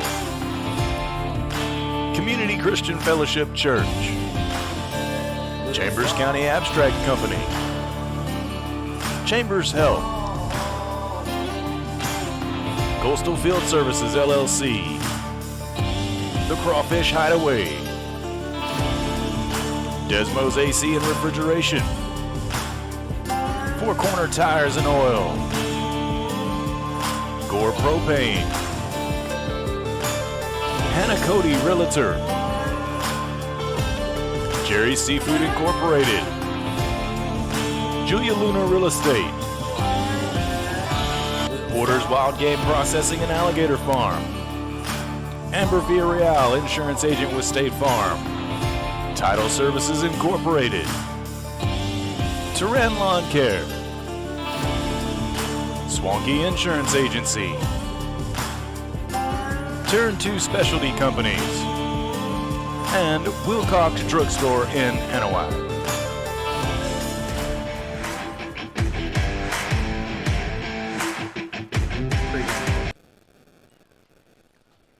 Move my Wi-Fi interfering with us a little bit. Welcome in, ladies and gentlemen. I'll switch that to the post-game show. And it's actually the Jerry's Seafood post-game show. I had it marked down wrong on my list. But we appreciate everybody sticking around for the post-game show. Alex, you know, it's really the tale of two halves when it comes to the Anahuac Panthers. The first half was really slow. They couldn't really figure out the mistakes. They couldn't get in a rhythm, and it was a completely different story in the second half. It really was, and it looked like it was by far their best half of football in the two ball games that they have now completed. They came out with a chip on their shoulder. You saw a different kind of attack with the ground and pound. You saw the usage of De La O, and they were determined to pick up the yardage on the ground, and get some more points, and that's exactly what they did, and especially in that third quarter where they punched it in 3 times. Well, when you're able to really focus in on the run and control the football game, things really turn around for you. It seemed like they were more determined to really have control over the mistakes, and they didn't have near as many penalties in the second half as they did in the first, as you'll go over here in a little bit. But, yeah, the running game getting established in the fourth quarter really helped push the Panthers forward and made the score more of what we thought it should have been coming into this football game, especially a lot of the predictions that we were seeing out there that were coming through before this week got going. Defensive side of the football, the defense really stepped up in the second half, once more pitching a shutout. That's 3 out of 4 halves where the defense has pitched a shutout this year. Right, and I mean they let a couple of big plays get away from them. I mean, we saw the 2 tipped passes that fell right into the breadbasket of the Bulldogs receiver and getting into the end zone for them. Those are kind of unlucky stop plays. It was well covered, got a hands in on them. But those type of things are going to happen. Overall, the Anahuac defense played really well, showed really what they're made of again here this week. Expect that entirely moving forward, and expect them to keep on getting better week in and week out. Looking at the stats first for New Waverly as we have them, Vic had 1 rush for -3 yards. Hunter Henry had 10 rushes for 0 yards. Cade Garrett had 6 rushes for 24. Forrester had a carry for -1. Hawthorne had 3 carries for no yardage. Through the air, it was Cade Garrett, 3 of 12 for 155 yards and 2 touchdowns. Receiving, it was Thomas with the 67-yard touchdown, Reese with the 63-yard touchdown, and Henry with the 25-yard reception. Have them down for 4 penalties for, that's 6 penalties for 50 yards. As for the Panthers, on the ground, leading rusher in the ball game, 14 carries, 144 yards, 3 touchdowns on the ground, Thomas DeLeo, and again, what a difference he made tonight. He did. I mean, he had just over the century mark last week, coming in tonight and running for almost 150 with 2 touchdowns. Definitely a game of his young career here in high school football. But Garrett Dye as well coming in. Good running in the second half from the freshman Darius Richardson. 8 carries, 44 yards. Trotter had a couple for 13. Garrett Dye, we talked about him, 66 yards on 10 carries. It was Camden Wilson who played a few plays in the first quarter. He had a carry for 5 yards, and Baylor Lanferman 1 carry for 7 yards as well. So it sounds like right around 250 yards on the ground for the Panther offense. You're much better at math than I am. I went to Humble ISD school. 15 of 25, 2 touchdowns, 224 yards through the air. Make that 15 of 26. 2 touchdowns, 224 through the air. And we saw the difference of when Logan Trotter got time in the pocket and when he didn't, and the difference it really made with his passes. Right, and we talked about that through the football game about how Trotter, needs time. And the Anahuac offensive line, I can only expect that the coaching staff is really going to zero in on them and help them to get better at their down blocking so that Trotter has that time to set his feet and throw a better pass, because when we see him going off of, to his left or to his right on the run, the passers just aren't as accurate, and to be expected when you're put under pressure like that. But to keep him from having to float the pass up in the air and hope that somebody comes down to with it, the Panthers have just really got to do a better job of doing that for him. Bladen Josephson did come in and complete a pass for 2 yards.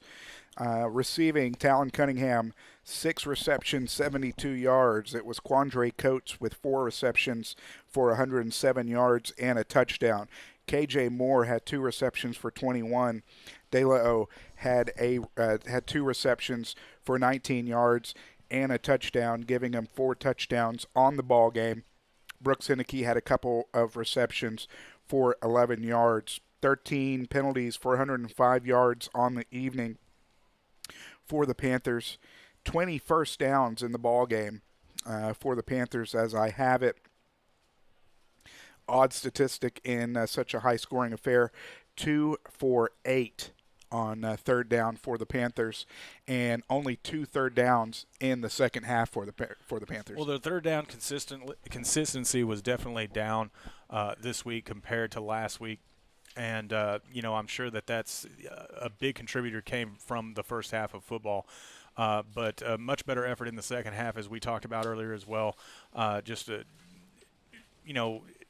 Getting in a rhythm offensively is important. And they didn't seem to have that in the first half. I talked about it at halftime. But just a better overall feel and a much more familiar offensive effort from the Panthers like we normally have been seeing in years past. Trent, you've got scores from around the area. I do, and I talked about Columbus beating Rice Consolidated 56-7 at halftime. Earlier I saw can't get my throat cleared. But the Katy Tigers beat Katy Tompkins 41-7. The Tarkington Longhorns beat Huntington 37-7. That was the opposing 10 3A district that we will see in postseason. And we will be talking about, 10 and 9 3A in the 5-9N Sports podcast on Monday. Look for that to drop Monday night. I will be joining Craig Irwin and Toby Tullis on Monday night, so be looking for that. West Orange Stark falls to PNG 26-20. Probably saving my pick'ems this week. Bridge City also falls to LCM 30-23. The Dayton Broncos beat Montgomery 39-34. Montgomery tried to make a comeback there. The Jasper Bulldogs losing this week to the Legacy School of Sports Sciences 34-29. So that will knock Jasper probably out of the top 10. Barbers Hill beat Baytown Sterling 49-0. Barbers Hill looking good this year, Alex. Yeah, they're looking like they're getting back to where they have been in the past. Vider beats Brazosport 34-0. The Franklin Lions beat Diboll 28-13, a little bit closer than I thought that it would be, but the Diboll Lumberjacks was a good football team last year and expect them to make contention in that 10 3A district. The Hampshire Finette Longhorns put down the Cold Spring Trojans 30-8.